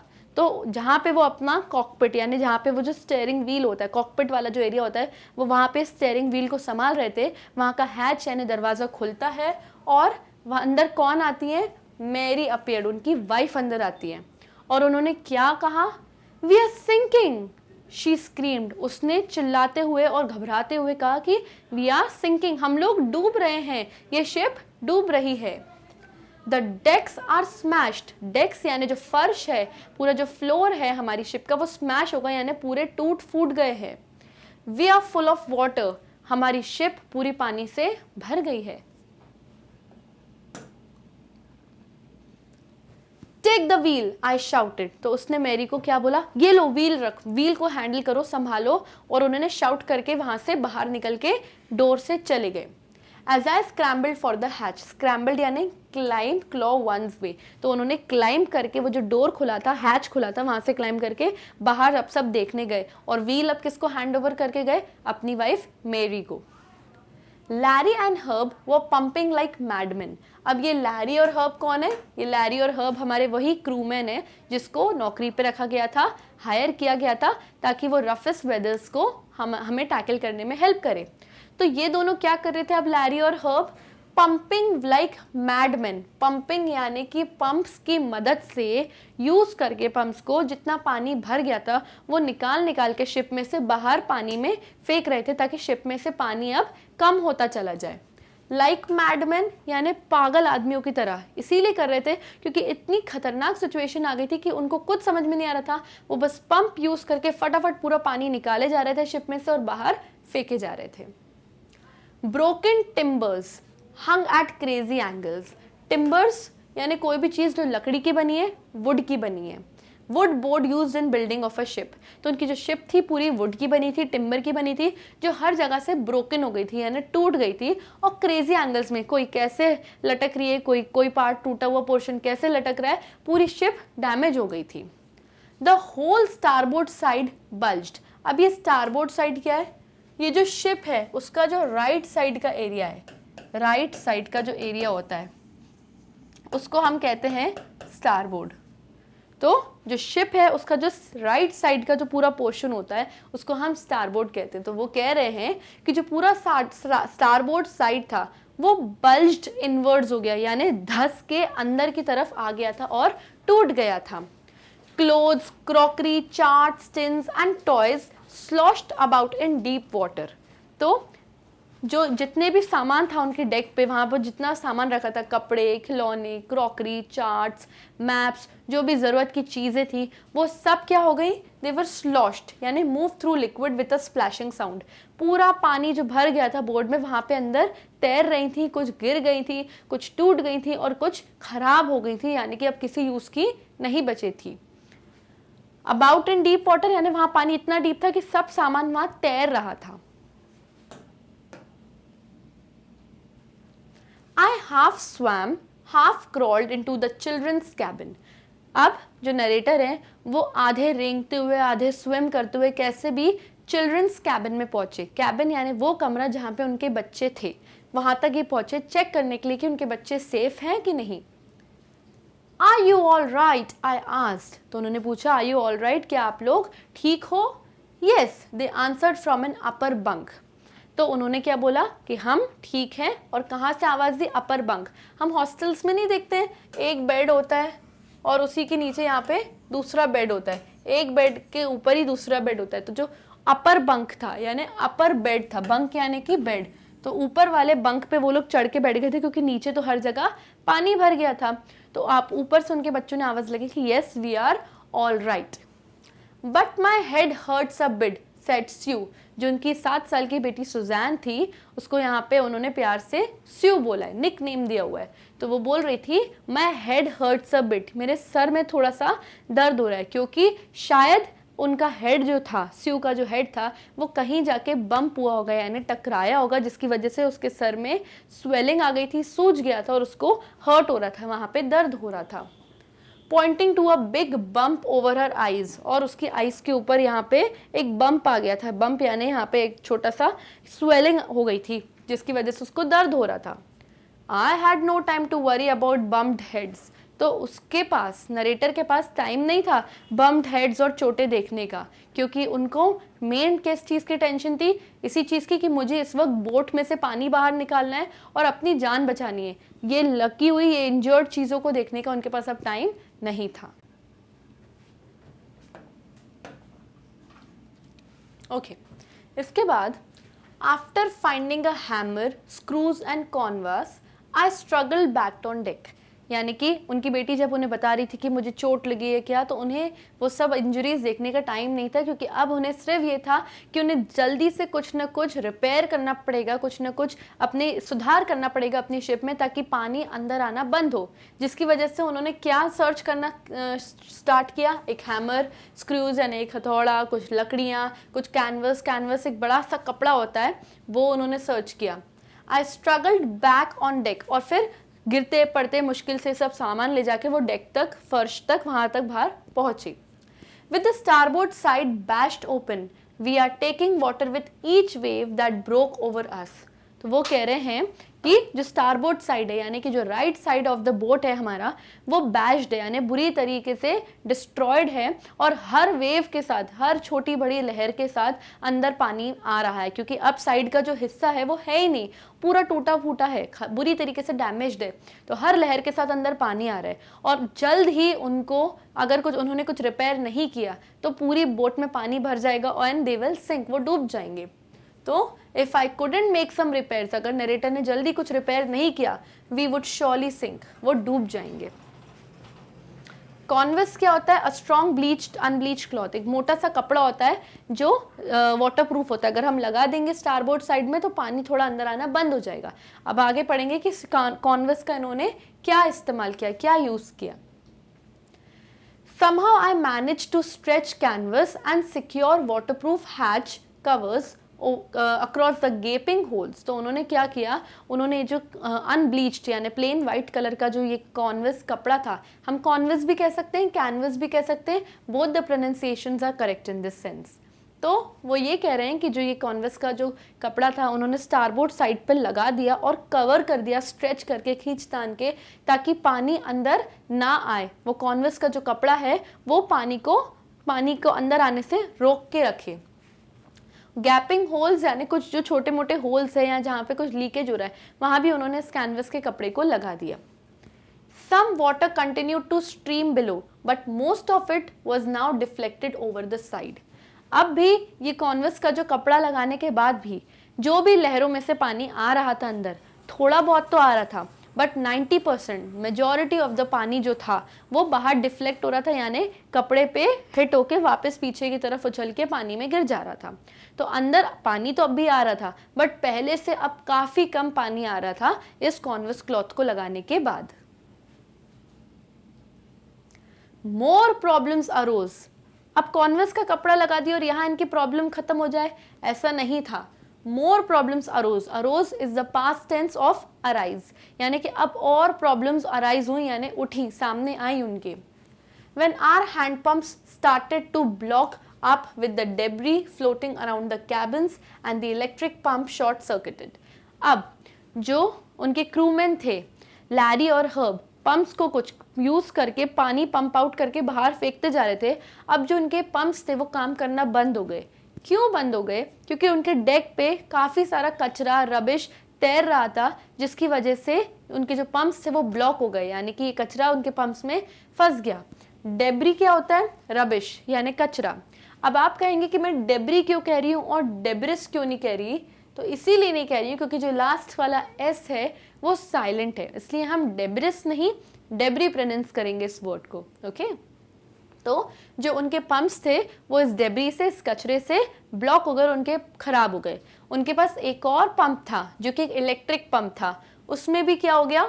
शॉर्ट सर्किट हो गया, यानी कि वो भी खराब हो गया। द वाटर लेवल रोज थ्रेटनिंगली, अब पंप से जिसकी वजह से वो लोग पानी पूरा बाहर निकाल रहे थे वो भी खराब हो गया, इलेक्ट्रिक पंप भी खराब हो गया। अब इसकी वजह से पानी क्या हो रहा है? रोज हो रहा है, यानी राइज हो रहा है, बढ़ता जा रहा है थ्रेटनिंगली, और ये डरा रहा है उन लोगों को बहुत। Back on the deck, I found that our 2 spare hand pumps had been wrenched. Wrenched यानी pull suddenly या removed. अब इनके पास 2 एक्स्ट्रा हैंड पंप्स भी थे डेक पे। उन्होंने भाग के जाके देखा कि शायद वो मिल जाए और हम अपना काम वापस स्टार्ट कर दें, तो वो भी रेंच हो चुके थे, यानी वहाँ से खराब हो चुके थे, जा चुके थे कहीं पर भी। Along with the forestay sail, the jib, the dinghies and the main anchor. तो ये जो इनके एक्स्ट्रा मेन पंप्स रखे थे जो वहाँ पे डेक पे रखे थे, ये वहाँ से रेंच हो गए, यानी कि खराब हो गए, घूम गए, पानी में इधर उधर चले गए। और दूसरी किन चीज़ों के साथ? फोरस्टे के साथ भी। Forestay a rope to support ships foremost, तो शिप को सपोर्ट करने के लिए जो रस्सियाँ होती हैं वो भी इनकी घूम गई। द जिब यानी जो इनका स्टॉर्म जिब था वो भी घूम गया। द डिंगीज, डिंगीज यानी एक बड़ी सी शिप में जो छोटी छोटी बोट्स होती हैं, यानी लाइफ बोट्स होती हैं, जब कभी प्रॉब्लम होती है तो हम उस छोटी सी डिंगी, छोटी सी बोट को निकाल के अपने को वहाँ से सेल करके वहाँ से निकल सकते हैं और अपनी जान बचा सकते हैं। वो जो डिंगीज थी वो भी वहाँ से रेंच हो गई, यानी कि इधर उधर चली गई, खराब हो गई। एंड द मेन एंकर, जो इनका मेन एंकर था वो भी अब नहीं बचा। तो ये सारी चीज़ें जो थी इनकी खराब हो गई, डिस्ट्रॉय हो गई। Then I remembered we had another electric pump under the chart room floor. उनकी शिप में एक चार्ट रूम नाम का एक छोटा सा कमरा था जहाँ पे ये सब चीज़ें, एक्स्ट्रा चीज़ें वो लोग रखते हैं। वहाँ पे उनको याद आया कि इस रूम में एक एक्स्ट्रा हमारे पास इलेक्ट्रिक पंप और रखा है। I connected it to the out pipe and was thankful to find that it worked. तो उन्होंने एक नॉर्मल पाइप से इस इलेक्ट्रिक पाइप को कनेक्ट किया, ज्वाइन किया, आउट पाइप यानी कि एक दूसरे पाइप से इसको कनेक्ट किया इलेक्ट्रिक पाइप को, और थैंकफुली भगवान की दया से वो वापस से इलेक्ट्रिक पंप चलना स्टार्ट हुआ और वर्क हो गया, यानी पानी वापस से बाहर निकलना, पंप निकलना उनका शुरू हो गया। The night dragged on with an endless bitterly cold routine of pumping, steering and working of the radio. अब पूरी रात, शाम 6 बजे से पूरी रात तक ये लोग क्या करते रहे? ये लोग 3 चीज़ें करते रहे। पहला पंपिंग, यानी कंटिन्यूसली पानी बाहर निकालते जा रहे थे अपनी शिप में से। स्टीयरिंग यानी स्टीयरिंग व्हील को मैनेज कर रहे थे, घुमा रहे थे, ऑब्वियसली वहाँ पे व्हील पे भी किसी को होना पड़ेगा। And working with the radio, अब इनके पास रेडियोस थे जिससे ये लोग उसको चलाने की कोशिश कर रहे थे कि ये चालू हो जाए और हम लोग कुछ सिग्नल भेज सके ताकि हमें वहाँ से कुछ हेल्प मिल जाए, या कोई दूसरी एक्स्ट्रा शिप या वहाँ तक कोई बोट वो लोग भेज दें जिसमें वो लोग निकल जाएं वहाँ से। तो वो लोग उस रेडियो को भी चालू करने की काफ़ी कोशिश कर रहे थे कि कहीं से कुछ हेल्प मिल जाए, कुछ सिग्नल मिल जाए, कुछ सैटेलाइट कनेक्शन से कुछ नेटवर्क मिल जाए ताकि उनकी जान बच जाए। पर पूरी रात करते रहे, पर ऐसा भी नहीं हुआ कि कुछ कनेक्शन से भी हेल्प मिले। और रात में बहुत ठंड थी, इस ठंड में ये लोग ये 3 काम कर रहे थे। We were getting no replies to our mayday calls. अब mayday calls क्या होता है? Words used to signal ships stuck in a disastrous situation through radio. तो अगर कोई शिप किसी तूफान में, किसी डिजास्ट्रस सिचुएशन में फंस जाती है तो मेडे कॉल्स यानी कि ये रेडियो के जो कॉल्स होते हैं ये हेल्प करते हैं कि कोई सिग्नल पहुंचा दे उनके मेन ऑफिस पे और वहाँ से कोई हेल्प आ जाए। वो आसपास अगर कोई दूसरे आइलैंड पे या किसी दूसरी कंट्री में कोई शिप है, कोई छोटी बोट या यॉट है, तो वो वहाँ तक आपको पहुँचाते हैं और आप उसमें अपनी बोट चेंज करके और वहाँ से जाते हो और अपनी वहाँ से जान बचाते हो। तो ये जो मेडे कॉल्स थे, ये कॉल्स भी कनेक्ट नहीं हो रहे थे, रेडियो कॉल्स के सिग्नल्स वहाँ तक नहीं पहुँच रहे थे और उनकी हेल्प नहीं हो पाई। Which was not surprisingly in this remote corner of the world. अच्छा, ये मेडे कॉल्स क्यों नहीं कनेक्ट हो रहे थे? इसीलिए कनेक्ट नहीं हो रहे थे क्योंकि वो एक remote corner of the world में थे। रिमोट कॉर्नर यानी कि ऐसी जगह पे जो बिल्कुल शहर से, नेटवर्क एरिया जोन से बिल्कुल बाहर, आउटर में थे। तो इसीलिए इनके मेडे कॉल्स और रेडियो कनेक्शन के सिग्नल्स जो थे कनेक्ट नहीं हो रहे थे। Sue's head had swollen alarmingly। अब स्यू के हेड पे यहाँ पे एक बम्प था, एक यहाँ पे चोट लग गई थी, तो अब उसका जो हेड है वो swollen यानी स्वेल हो गया था, सूज गया था। alarmingly यानी अब ध्यान देने की बात आ गई थी कि अब इसको देखना ही पड़ेगा, इसको इतना ज़्यादा क्यों लग गई है, इतनी ज़्यादा ये बढ़ता जा रहा है इसकी swelling. She had two enormous black eyes, और उसकी जो आईज थी वो पूरी ब्लैक हो गई थी। And now she showed us a deep cut on her arm, और अब उसके आर्म पे कट भी लग गया था जो ब्लीड हो रहा था। When I asked why she hadn't made more of her injuries before this, she replied, I didn't want to worry you when you were trying to save us all। तो उसके फादर ने बोला कि इतनी ज़्यादा लग रही थी तो मुझे वहीं पे फिर से बताना था कि मुझे लग रही है, मुझे दर्द हो रहा है, मुझे हर्ट हो रहा है, और अब तुम्हारे आर्म पे भी लग गई है, तो अब ये भी नहीं बताया, तो ये सब पहले क्यों नहीं बताया? तो एक 7 साल की बच्ची ने, 7 साल की सुजैन ने ये बोला कि मैं पापा आपको वरी करना नहीं चाहती थी, यानी टेंशन देना नहीं चाहती थी, क्योंकि आप इतने टेंशन में थे, रिपेयर करने में लगे थे और हम सबकी जान बचाने में लगे हुए थे, तो मैं आपको टेंशन देना नहीं चाहती थी। तो यहाँ पे पता चलता है कि जो स्यू है, उनकी बेटी है स्यू, वो कितनी समझदार है। एक 7 साल की बच्ची कितनी समझदार है, कितनी बहादुर है, कितनी ब्रेव है, जिसको ये समझ में आ रहा है कि हम कितनी डिफ़िकल्ट सिचुएशन में, हमारे पेरेंट्स हमारी जान बचाने में लगे हुए हैं, और उसने इतनी तेज़ लग गई, बताया भी नहीं। आज की डेट में तो जो छोटे छोटे बच्चे होते हैं, ज़रा सा लग गया और उस पर इतना रोना स्टार्ट कर देते हैं, हमें बताने लगते हैं लग गई, और उस पर 10 दिन रोते हैं, स्कूल नहीं जाते, बहाना मिल जाता है उन्हें। लेकिन ये जो बच्ची है यहाँ पे सुजैन, ये कितनी ज़्यादा समझदार है, उसे पता है कि मुझे कहाँ बोलना है, कहाँ क्या नहीं बोलना। इतनी मैच्योरिटी दिखाई उसने इस डिफ़िकल्ट सिचुएशन में। बाय मॉर्निंग ऑन January 3, अब 3rd जनवरी आ गई, क्योंकि 2nd जनवरी शाम 6 बजे से वो लोग पूरी रात भर ये सब अपनी पंपिंग कर रहे थे, स्टीयरिंग कर रहे थे, रिपेयर्स कर रहे थे, मेडे कॉल्स को कनेक्ट करने की कोशिश कर रहे थे, लेकिन कुछ हेल्प नहीं मिली। अब 3rd जनवरी की सुबह आ गई। The pumps had the water level sufficiently under control for us to take 2 hours rest in rotation. तो अब वो बता रहे हैं कि अब 3 जनवरी की सुबह आ गई है, जितना पानी पंप करना था बाहर वो हमने कर लिया था, और अब सफिशिएंट अमाउंट तक लेवल सही है, यानी पानी तो अब भी है हमारी शिप में, लेकिन एक सफिशिएंट अमाउंट तक, इतना हो गया है कि एटलीस्ट अब हम उसमें डूब के मर नहीं सकते, उतना है, उसको भी हम धीरे धीरे बाहर निकालेंगे। तो वो क्या कर रहे थे, रोटेशन में अब 2 hours का रेस्ट ले रहे थे, यानी हर 2 घंटे में एक इंसान जाके रेस्ट ले रहा था, क्योंकि वो लोग बहुत थक गए थे कंटिन्यूसली पंपिंग कर करके, पानी बाहर निकाल के वो टायर्ड हो गए थे।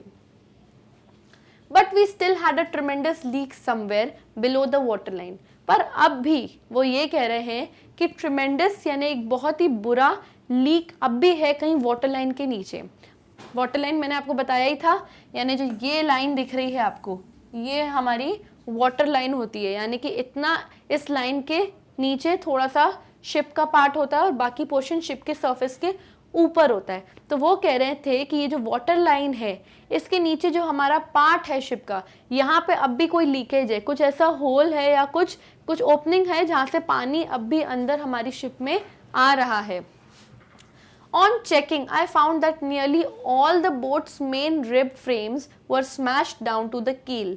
तो उन्होंने क्या बोला कि मैंने चेक करने की कोशिश करी और मैंने देखा कि वाटर लाइन के नीचे कहाँ पे हमारा लीकेज है, तो उन्हें पता चला कि सारी मेन फ्रेम्स जो हैं बोट की वो स्मैश हो गई हैं, यानी बैडली ब्रोकन, बुरी तरीके से टूट गई हैं। कहाँ पे, डाउन टू द कील। कील क्या है, स्टील का structure along the base of the ship.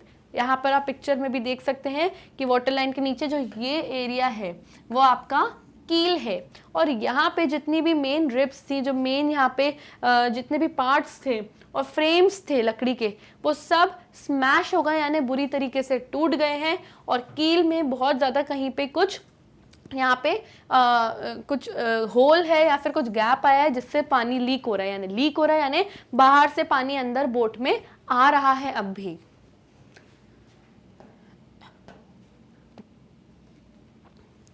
In fact, there was nothing holding up a whole section of the starboard hull except a few cupboard partitions। तो वो कह रहे हैं कि जो स्टारबोर्ड है यानी जो ये पूरा एक हिस्सा है, राइट साइड का जो पूरा हिस्सा है स्टारबोर्ड, ये जो पूरा हिस्सा है ये बुरी तरीके से स्मैश्ड है, यानी बुरी तरीके से टूटा हुआ है, अंदर की तरफ धंसा हुआ है और पूरा टूट फूट चुका है। और यहाँ पे सिर्फ क्या है, यहाँ पे कुछ कबर्ड के पार्टीशंस हैं, यानी लकड़ी के कुछ पार्टीशंस हैं, यहाँ पे ये कबर्ड के कुछ पार्टीशंस हैं और वहीं पे उसने होल्ड करके रखा है स्टारबोर्ड एरिया को। अगर ये कबर्ड के पार्टीशंस भी टूट के नीचे गिर जाएंगे तो पूरा स्टारबोर्ड एरिया फिर से खुल जाएगा।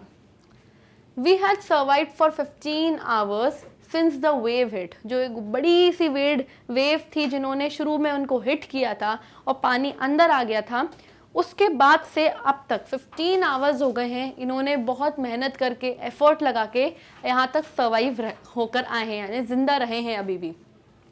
But Wave Walker wouldn't hold together long enough for us to reach Australia.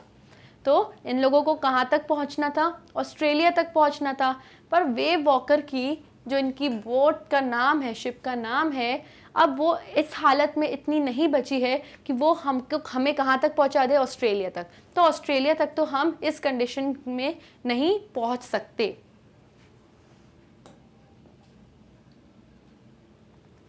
I checked our charts and calculated that there were 2 small islands a few hundred kilometers to the east।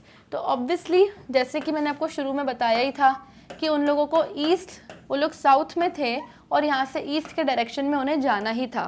तो वो कह रहे हैं कि मैंने अपने charts निकाले, यानी कि मैंने चार्ट्स निकाले, अपने मैप्स निकाले और सब पूरा कैलकुलेट किया और मुझे पता चला कि इसी डायरेक्शन में हमें ऑस्ट्रेलिया पहुंचना था। मान लीजिए यहाँ पे कहीं ऑस्ट्रेलिया हमको पहुंचना था, यहाँ अब हम पहुंच नहीं पा रहे, तो यहाँ इस बीच में कहीं 2 आइलैंड्स आ रहे हैं, यहाँ पे कहीं 2 आइलैंड्स में आपको बता दूं क्या होते हैं। आइलैंड्स यानी एक छोटा सा टापू होता है जिसके चारों तरफ पानी होता है, इसे हम आइलैंड कहते हैं। तो इस रास्ते में बीच में उसने मैप के थ्रू पता लगाया कि 2 आइलैंड्स आ रहे हैं। तो ऑस्ट्रेलिया ना पहुंच के हम कहाँ पहुंचेंगे, बीच में किसी एक आइलैंड पे पहुंचेंगे तो हम जिंदा रह सकते हैं और उसके भी चांसेस बहुत कम हैं। One of them, Isle Amsterdam, was a French scientific base। Our only hope was to reach these pinpricks in the vast ocean। Now यहाँ पे कुछ expressions हैं जिसको आपको समझने की बहुत ज़रूरत है। वो कह रहे हैं कि इन 2 आइलैंड्स में से जो एक आइलैंड था उसका नाम था आइल एम्स्टरडैम। अभी जो आइल एम्स्टरडैम नाम का आइलैंड है वो फ्रांस वालों का है, यानी फ्रेंच प्रॉपर्टी है।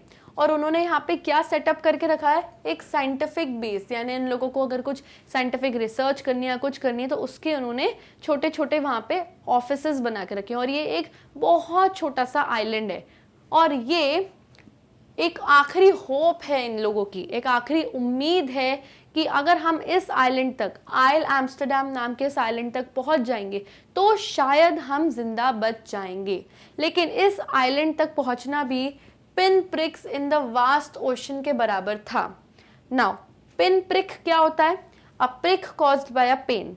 जब आप एक पिन से प्रिक करते हो यानी एक छोटा सा होल बनाते हो अपनी स्किन पे, उसको पिन प्रिक कहते हैं। Pin prick in the vast ocean का मतलब क्या है? The 2 small islands in the vast ocean were very tiny like the pinprick caused by a pin। मेरी इतनी बड़ी बॉडी पे मैं एक पिन प्रिक करूं हाथ पे, तो मेरी पूरी बॉडी पे एक छोटा सा पिन प्रिक इतना सा होगा। तो एग्जैक्टली इसी चीज़ को कंपेयर करा गया है ओशन और उस आइलैंड से। वो ओशन कितना बड़ा था, कितने 1000 किलोमीटर्स बड़ा था, इतना बड़ा ओशन था। और उस इतने बड़े ओशन में ये जो आइलैंड था एक पिन प्रिक के बराबर था, यानी एक डॉट जितना था, यानी बहुत छोटा था। और उसको ढूंढना इतने बड़े ओशन में बहुत डिफिकल्ट था और यही एक उनकी एक आखिरी होप, एक उनकी उम्मीद थी जिससे वो जिंदा बच सकते थे। But unless the wind and seas abated so we could hoist sail, our chances would be slim indeed। The great wave had put our auxiliary engine out of action.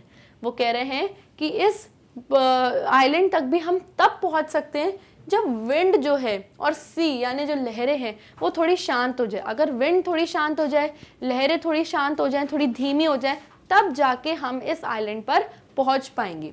Abetted यानी something unpleasant to become less intense. ये जो unpleasant है, ये जो इतनी बुरा weather है, इतनी बुरी तूफान और लहरें हैं, ये थोड़ी लेस हो जाए, ये थोड़ी कम हो जाए तो हम तब पहुंच सकते हैं। उसके बाद भी हमारे जो चांसेस हैं वो बहुत स्लिम है, यानी तब भी बहुत कम है, क्योंकि हमारी शिप की जो कंडीशन है बहुत ख़राब है। और वो सेल हॉइस्ट कर पाएँ। सेल हॉइस्ट यानी वो बड़ा सा जो कपड़ा लगता है शिप में और जिसमें हवा का जो प्रेशर लगता है और जिसकी वजह से बोट आगे बढ़ती है, शिप हमारी आगे बढ़ती है। तो उन्होंने कहा तब जाके हम सेल हॉइस्ट कर पाएंगे। So we could hoist sail. Our chances would be slim indeed. The great wave had put our auxiliary engine out of rotation. वो कह रहे हैं कि जो हमारा auxiliary engine है, auxiliary engine यानी जो हमारा क्या है, small secondary engine है, used to board ships to operate windlass in the ship. यानी जो हमारा main engine था वो तो खराब हो गया था, मतलब ठीक से नहीं चल रहा था, और जो हमारा ऑक्सिलरी इंजन था, सेकेंडरी यानी अगर एक खराब हो जाए तो हम दूसरे को यूज़ कर सकते हैं, वो भी हमारा खराब हो गया था, क्योंकि वो जो बड़ी सी वेव ने इनको हिट किया था उसने इसको भी खराब कर दिया था। आउट ऑफ एक्शन यानी ये नहीं चल रही थी, खराब हो गई थी इंजन। ऑन जनवरी 4, अब तक 3 जनवरी की बात चल रही थी पूरे दिन की, अब 3 जनवरी को ये लोग आ गए हैं। After 36 hours of continuous pumping, अब इनको पूरे 36 आवर्स हो गए हैं अपनी शिप से पानी बाहर पंप करते करते। We reach the last few centimetres of water, आखिरी के कुछ सिर्फ सेंटीमीटर पानी बचा था और पूरे 36 घंटे इन्होंने पानी कंटिन्यूसली बाहर पंप किया। अब बस थोड़ा सा रह गया था, उस उतना ही निकालना था। Now we had only to keep pace with the water still coming in. We could not set any sail on the main mast. तो अब इनका काम क्या था, इनका काम सिर्फ इतना था कि इनको सिर्फ इतनी पेस, इतनी स्पीड बना के रखनी है कि बस पानी अंदर आने से रोकें। बाहर निकालने का काम इनका हो गया था क्योंकि कुछ सेंटीमीटर्स ऑफ पानी बचा था। अब मेन काम यह है कि बस अंदर पानी आने से इनको रोकना था। We could not set any sail on the main mast. अब ये इनकी शिप थी और इसके ऊपर जो बड़ा सा कपड़ा लगता है उसको हम सेल कहते हैं। क्या कहते हैं? सेल। और वो मेन मास्ट जो इनका मेन पोल होता है उस पर अटैच्ड होता है ये वाइट कलर का कपड़ा। वो कह रहे हैं हम इस पर सेल नहीं लगा पाएंगे, पर यानी वो बड़ा सा जो क्लॉथ है वो नहीं लगा पाएंगे। क्यों नहीं लगा पाएंगे, आगे पढ़ते हैं। Pressure on the rigging would simply pull the damaged section of the hull part. अब रिगिंग का मीनिंग समझो कि रिगिंग क्या होता है। Rigging means the ropes and the wires supporting to the structure of the ship. तो जो पूरी शिप है उसमें कई रोप्स होती हैं, रस्सियाँ होती हैं, वायर्स होती हैं जो पूरी शिप को सपोर्ट कर रही होती है। तो इन्होंने कहा कि अगर हम ये जो सेल है, ये जो वाइट कपड़ा अगर हॉइस्ट करेंगे, उठा के लगाएंगे, तो क्या होगा, पूरा प्रेशर किस पे आएगा, इन वायर्स पे, इन रस्सियों पे आएगा। और उससे क्या होगा, जो शिप का स्टारबोर्ड वाला साइड है जो कि ऑलरेडी डैमेज्ड है और थोड़ा सा बचा हुआ है, वो भी पूरा टूट जाएगा। तो इसलिए हम सेल तो नहीं लगा सकते। So we hoisted the storm jib. तो उन्होंने क्या किया, एक ऑप्शन है कि हम स्टॉर्म जिब को हॉइस्ट करेंगे। मैंने स्टॉर्म जिब आपको स्टार्टिंग में बताया था कि स्टॉर्म जिब एक छोटा सा ट्रायंगुलर पोर्शन होता है जिसको उठा दिया जाता है, उसमें से लाइंस होती हैं और जितना भी पानी अंदर आना होता है वो अंदर आने से रुकता है। ये रोकती है पानी को स्टॉर्म जिब, और पानी अंदर नहीं आता है हमारी बोट में। And headed for where I thought the 2 islands were. Headed यानी कि इन्होंने अपना सेल तो लगा ही नहीं, सिर्फ स्टॉर्म जिब लगा दिया और हेड कर दिए, यानी उस रास्ते चल दिए जहाँ इन्होंने सोचा कि 2 आइलैंड्स इस तरफ होंगे, क्योंकि मैप्स में उन्होंने थोड़ा कैलकुलेट किया था। Mary found some corned beef and cracker biscuits and we ate our first meal in almost 2 days. इन 2 दिनों में इन लोगों ने कुछ नहीं खाया था, वो छोटे छोटे बच्चों ने भी कुछ नहीं खाया था। तो मैरी को कुछ कॉर्न्ड बीफ मिला और क्रैकर बिस्किट्स, क्रैकजैक जो बिस्किट्स होते हैं, बीफ यानी कुछ मटन या मीट मिला इनको, थोड़ा बहुत जो इनको मिला इन्होंने वो खाया। और पिछले 2 दिनों में इन्होंने अपनी पहली मील खाई, यानी कुछ खाया इन्होंने।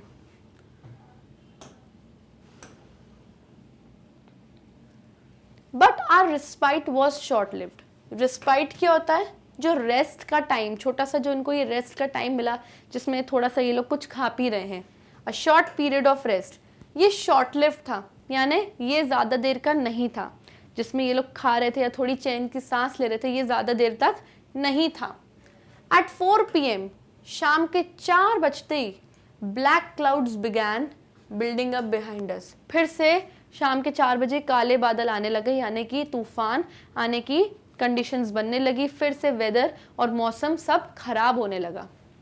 With in the hour the wind was back to 40 knots, और 1 घंटे के अंदर ही, यानी बिल्कुल 5 PM पर जो विंड थी वो 40 नॉट्स की स्पीड पे चलने लगी, यानी बहुत तेज तेज करंट्स, विंड के करंट्स आने लगे, यानी बहुत खतरनाक विंड्स वहाँ वापस स्टार्ट हो गई। And the seas were getting higher, seas were getting higher, यानी जो पानी में लहरें थी वो फिर से बढ़ने लगी। The weather continue to deteriorate, deteriorate यानी कि गेट वर्स, और खराब होने लगा वेदर, ठीक नहीं हुआ और खराब होने लगा। Throughout the night and by dawn on January 5 our situation was again desperate. तो शाम के 4 बजे मौसम थोड़ा थोड़ा खराब होने लगा था, काले बादल आने लगे थे, और 5 बजे तक तो 40 नॉट्स पे विंड स्टार्ट हो गई थी। फिर क्या वो बोल रहे हैं कि सुबह जब जनवरी की 5 हुई, यानी सुबह का टाइम जो आया, सनराइज का टाइम, डॉन का जो टाइम आया, इनकी सिचुएशन फिर डेस्परेट हो गई, फिर बहुत बुरी हो गई, यानी फिर जीने और मरने के बीच में ये लोग आ गए कि अब क्या करें, क्योंकि अब फिर से मौसम बहुत बुरी तरीके से खराब हो चुका है। When I went to comfort the children, John asked, Daddy, are we going to die? तो नरेटर कह रहे हैं कि जब मैं बच्चों के पास उनके कमरे में उन्हें देखने गया तो मेरा 6 साल का बेटा जॉन मुझसे कहता है, daddy are we going to die? Daddy क्या हम मरने वाले हैं? I tried to assure him that we could make it. Narrator ने उसको अश्योर यानी कि कुछ सहानुभूति देने की कोशिश करी, ये समझाने की कोशिश करी कि नहीं बेटा हम नहीं मरेंगे, वी वुड मेक इट, हम इसको पार कर जाएंगे। But daddy he went on, we aren't afraid of dying if we can all be together. तो उसने बोला, पर daddy we aren't afraid of dying, हमें मरने से डर नहीं लगता, अनटिल एंड अनलेस, जब तक हम सब, आप, मम्मी, मैं, सुजैन सब साथ में, तब तक मुझे डरने से या हमें डरने से, मरने से डर नहीं लगता।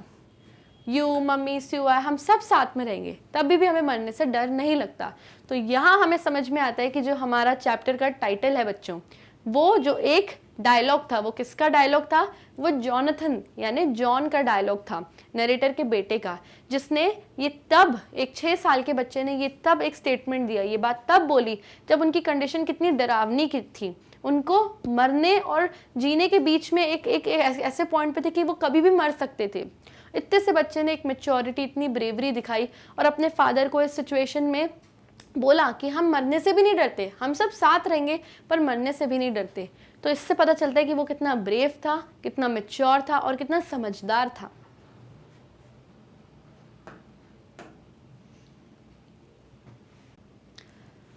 I could find no words with which to respond, but I left the children's cabin determined to fight the sea with everything I had.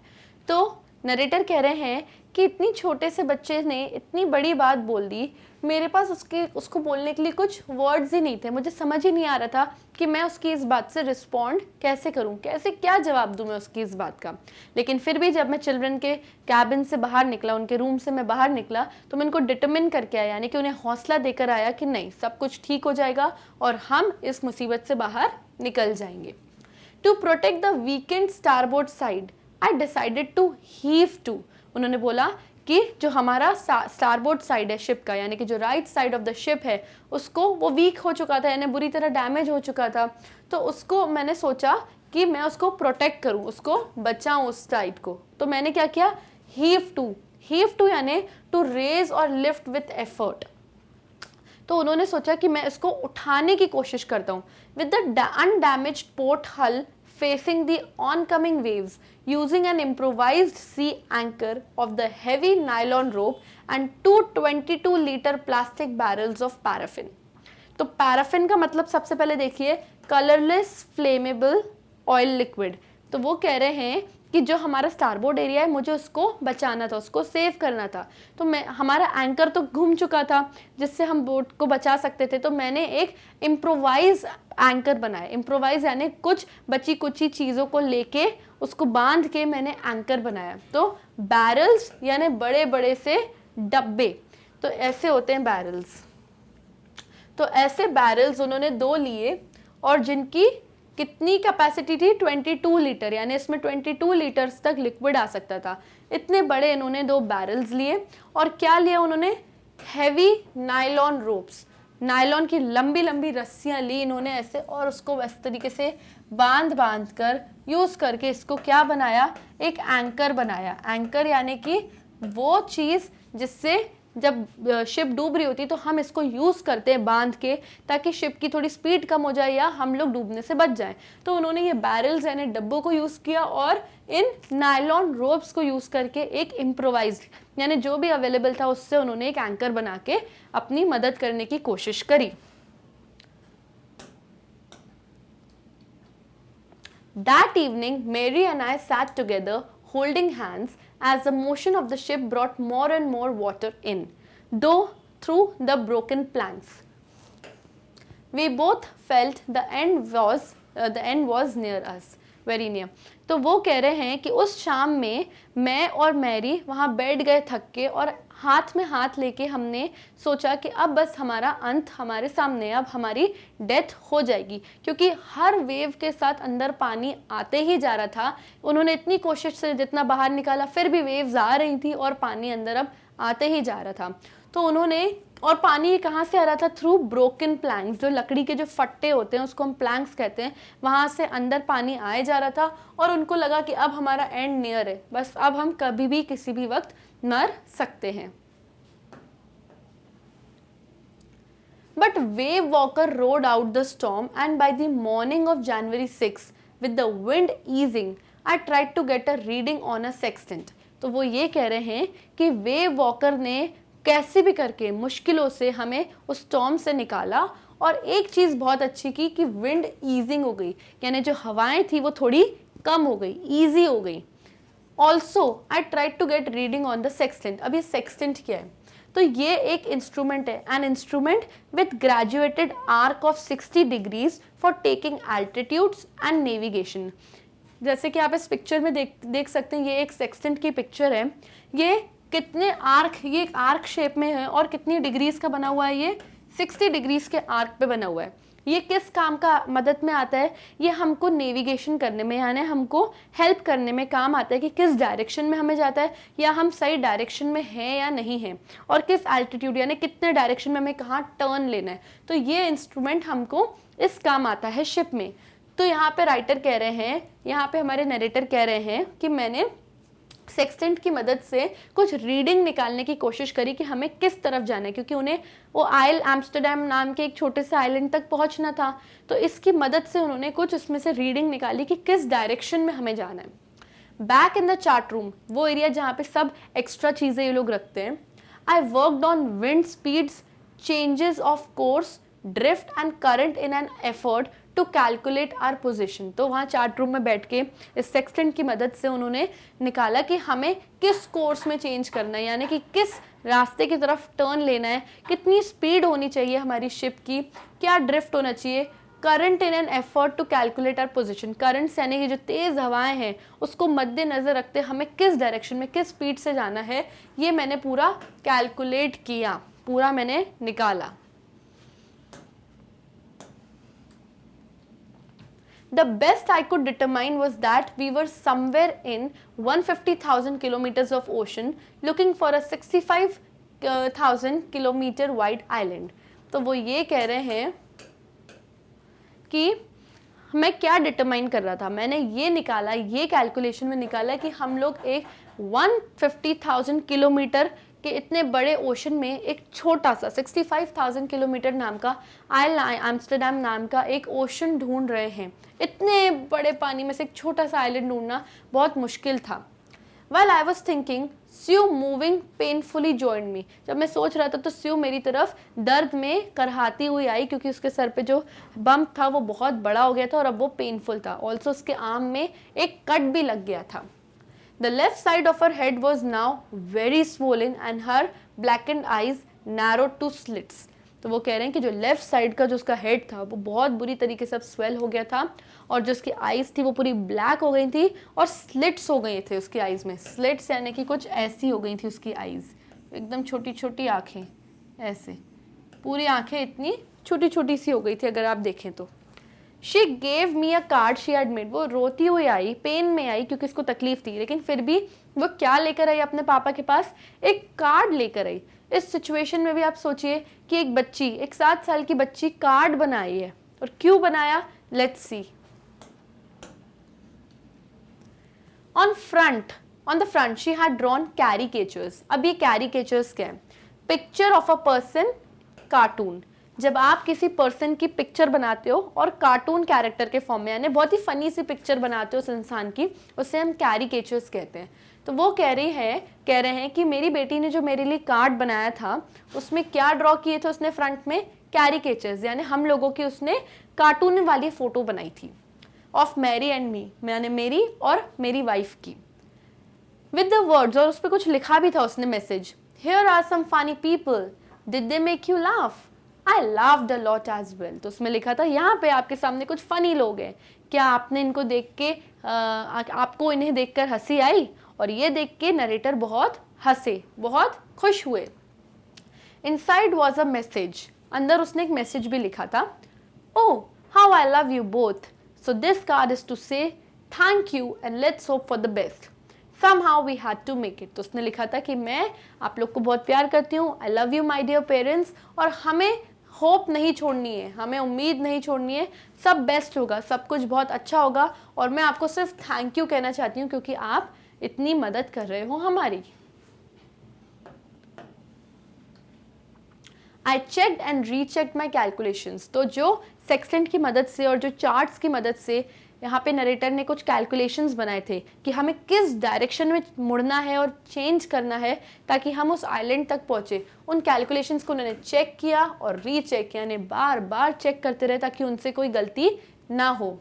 We had lost our main compass. अब कंपस क्या होता है? ये एक compass होता है जो हमको डायरेक्शंस बताता है, नॉर्थ, साउथ, ईस्ट, वेस्ट, ये हमको बताता है, और इसमें मैग्नेट होता है तो ये बिल्कुल एक्यूरेट होता है, बिल्कुल सही बताता है. बट इनका जो ये मेन कंपस था वो लॉस्ट हो गया था, यानी कि घूम गया था वहां पर. And I was using a spare, यानी कि उनके पास एक एक्स्ट्रा कंपस था, वो अब उसकी मदद से अपनी सही डायरेक्शन निकाल रहे थे. Which had not been corrected for magnetic variation. वो मैग्नेटिक वेरिएशन के लिए सही नहीं था. ये जो मैग्नेटिक कंपास होता है ये बिल्कुल एक्यूरेट बताता है, लेकिन ये जो एक्स्ट्रा वाला था वो मैग्नेटिक वाला नहीं था और उसमें कुछ ना कुछ गलती होने के चांसेस हो सकते हैं. I made an allowance for this. उन्होंने इसमें से भी जो अलाउंस निकाली, यानी जो भी इसमें से इनको रिजल्ट निकला उसको उन्होंने ध्यान में रखा. And another estimate for influence of the westerly currents. और दूसरी चीज़ क्या ध्यान में रखी? वेस्टर्ली करंट्स, यानी जो कुछ करंट्स, कुछ तेज़ हवाएं जो वेस्ट की तरफ जाती हैं, यानी इस तरफ जाती हैं, या इस तरफ से जो कुछ हवाएं इस तरफ आती हैं, इसको, इन हवाओं के रुख को ध्यान में रखते हुए, और ये नॉन मैग्नेटिक कंपास में से उन्होंने कैलकुलेशन निकाला, इन दोनों को ध्यान में रखते हुए और कैलकुलेट करते हुए वो विच फ्लो थ्रू दी. अच्छा, ये जो वेस्टर्ली करंट्स है वो किस तरफ जाती है? इंडियन ओशन की तरफ जाती है. तो इन दोनों चीज़ों को, कि वेस्टर्ली करंट्स किस तरफ से आ रही हैं और कंपास में, जो नॉन मैग्नेटिक कंपास में जो ज़्यादा एक्यूरेट नहीं है, उसमें से जो भी रिजल्ट निकला उन्होंने उसको दिमाग में रखा और एस्टिमेट लगाए कुछ कि येस, अब हमें इस पर्टिकुलर डायरेक्शन में मूव करना है. अबाउट 2 PM, दिन के 2 बजे, आई वेंट ऑन डेक. वो वापस डेक पे गए and asked Larry to steer a course of 180 degrees. तो यहाँ पे क्या हुआ? यहाँ पे दिन के 2 बजे वो गए लैरी के पास जो उनका क्रूमैन था, और उनसे उन्होंने कहा कि अपना जो स्टीयरिंग व्हील है इसको 180 डिग्री पे कोर्स करो, यानी कि घुमाओ, और घुमाने के बाद उसी डायरेक्शन में चलो. If we were lucky, I told him with a conviction I did not feel he could expect to see the island at about 5 PM. तो उसने लैरी से बोला, नरेटर ने, कि अगर हम लकी हुए और अगर मेरे कैलकुलेशन सही निकले तो शाम के 5 बजे तक हम आइल एम्स्टर्डम नाम के इस आइलैंड पर पहुंच जाएंगे. लेकिन उसके चेहरे से ये कन्विक्शन जो था, उसके चेहरे से, लैरी के चेहरे से ये फील नहीं हो रहा था कि जो नरेटर कह रहे हैं उससे हम सही पहुंच जाएंगे। लेकिन फिर भी उसको कुछ समझ नहीं आया, उसके पास कोई चॉइस नहीं थी, तो उसने 185 डिग्री के कोर्स पे व्हील को घुमा दिया और चल दिया उस रास्ते जहां पे नरेटर ने कहा।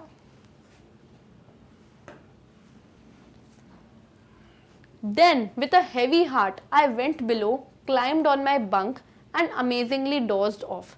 फिर भारी दिल से, यानी बहुत टेंशन में, बहुत उसमें उसने सोचा कि जो मैंने बताया अब उसमें हम पहुंच जाए तो पहुंच जाए, ठीक है। और फिर वो डोज ऑफ हो गया, यानी कि सो गया, थक गया था बहुत तो सो गया। कहाँ जाके? अपने बंक पे, यानी कि अपने बेड पे। When I woke, it was 6 PM. अब शाम के 6 बज रहे थे जब वो नींद करके उठे। और उन्होंने एस्टिमेट कितने बजे का लगाया था? 5 बजे का, कि हम लकी होंगे तो 5 बजे आयल एम्स्टरडैम पहुंच जाएंगे। लेकिन 6 बजे वो जब उठे एंड ग्रोइंग डार्क, अंधेरा हो रहा था उस वक्त। I knew we must have missed the island, और इसको पक्का पता था कि हम वो आइलैंड मिस कर गए हैं, नहीं हम किसी गलत डायरेक्शन में आ गए हैं, या वो इतना छोटा आइलैंड है कि हमें वो शायद दिखा ही नहीं है। And with the sail we had left, we couldn't hope to beat back into the westerly winds. और जो westerly winds का जो मैंने आंकड़ा लगाया था, हिसाब लगाया था, वो भी शायद गलत चले गया और हम मिस कर गए हैं अपने आइलैंड तक पहुंचने का रास्ता। ऐसा किसने सोचा? ऐसा नरेटर ने सोचा जब वो नींद से उठे। At that moment, a tousled head appeared by my bunk. उसी वक्त जब मैं सोकर उठा अपने बंक से, अपने बेड से, अ टूजल्ड हेड अपीयर्ड। अभी टूजल्ड हेड का मीनिंग क्या है? डिसअरेंज्ड हेयर, बिखरे हुए बाल जब हमारे होते तो हम उसे टूजल्ड हेड कहते हैं। तो एक टूजल्ड हेड अपीयर हुआ, आया, यानी कि ये किसकी बात हो रही है? ये बात हो रही है जॉन की बात। उनका जो बेटा था जॉन, वहाँ अपीयर हुआ, आया। टूजल्ड हेड यानी बिखरे बालों से वहाँ भगता हुआ आया, अब मैं उनके बेड के पास आया। Can I have a big hug? Jonathan asked. तो जॉनथन ने अपने फादर से बोला, क्या मैं आपको हग कर सकता हूँ? Sue was right behind, और स्यू उनके पीछे खड़ी थी। किसके? जॉनथन के। Why am I getting a hug now? I asked. तो नरेटर ने पूछा, अब मुझे हग किस बात की मिल रही है? Because you are the best daddy in the whole world and the best captain, my son replied. तो जॉनथन ने उनसे बोला, क्योंकि आप इस दुनिया के बेस्ट डैडी हैं और बेस्ट कैप्टन हैं। Not today, John. I'm afraid. तो क्या बोला उस नरेटर ने? आज नहीं जॉन, आज मैं बेस्ट कैप्टन नहीं हूँ, और आज मैं बिल्कुल कॉन्फिडेंट नहीं हूँ अपने बारे में, आज मैं बहुत डरा हुआ हूँ। You must. Why you must be? said Sue in a matter-of-fact voice. You found the island. तो उसने क्या बोला स्यू ने, कि आप क्यों अफ्रेड हो? आपको डरने की जरूरत बिल्कुल भी नहीं है, हमने आइलैंड ढूंढ निकाला है, हम आइलैंड तक पहुंच गए हैं। What? I shouted. उन्होंने यकीन ही नहीं हुआ और उन्होंने चिल्लाया, क्या? It's out there in front of us. They chorused. As big as a battleship. तो उन्होंने बोला, ये बिल्कुल ठीक हमारे सामने जो है वो हमारा आइलैंड है जिसे हम ढूंढ रहे हैं। और उन्होंने ये कोरस में कहा, यानी सबने साथ में चिल्लाकर बोला। As big as a battleship, यानी एक जंग जीतने जितना बड़ा, ये हमने क्रॉस किया और हम इस कहाँ तक पहुंचे? आयल एम्स्टरडैम नाम के आइलैंड पर।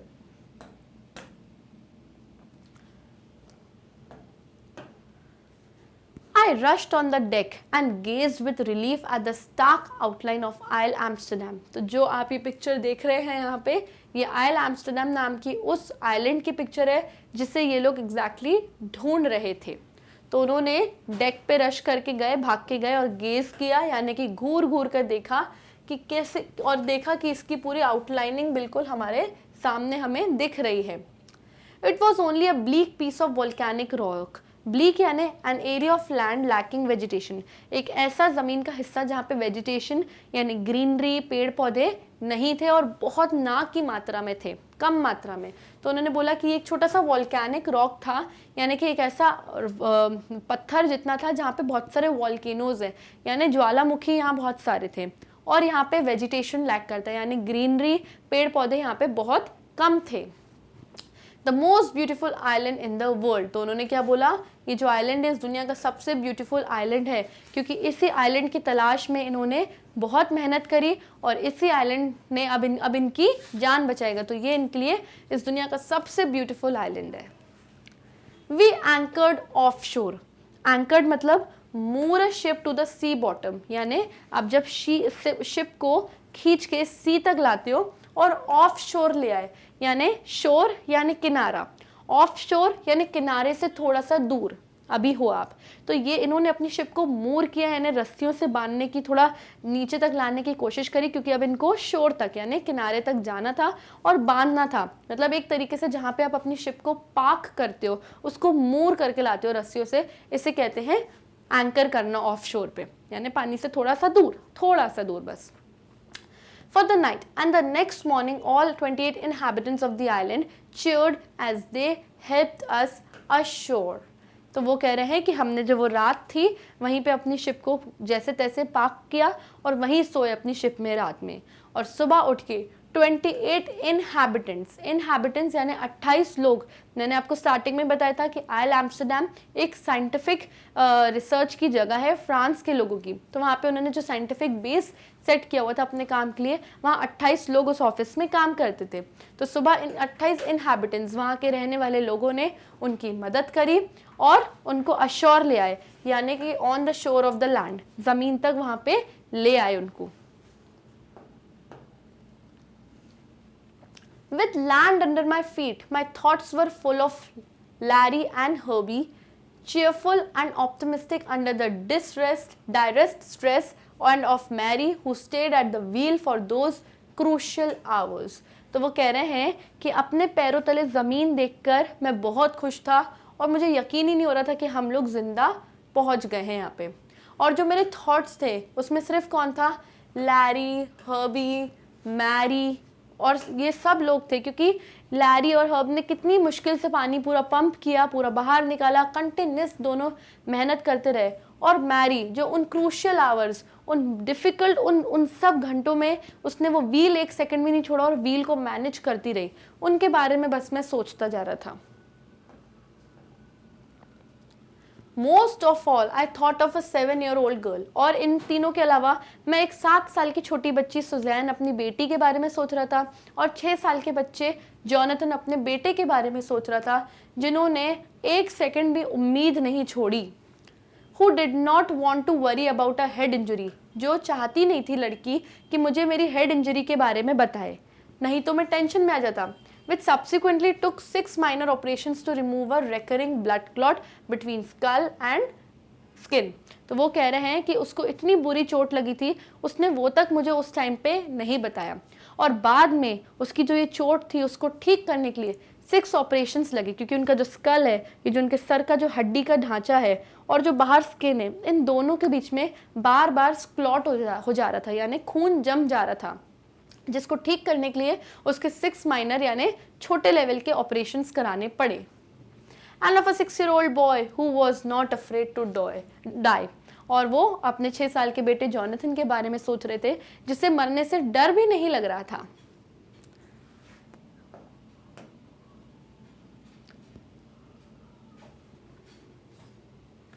So children, this was all about our chapter. We are not afraid to die until and unless we all are together. हम पूरी फैमिली साथ में है तो हमें मरने से डर भी नहीं लगता। नेक्स्ट वीडियो में हम लोग इस चैप्टर की समरी कवर करेंगे, क्वेश्चन एंड आंसर्स कवर करेंगे। So children, till then stay tuned and stay safe.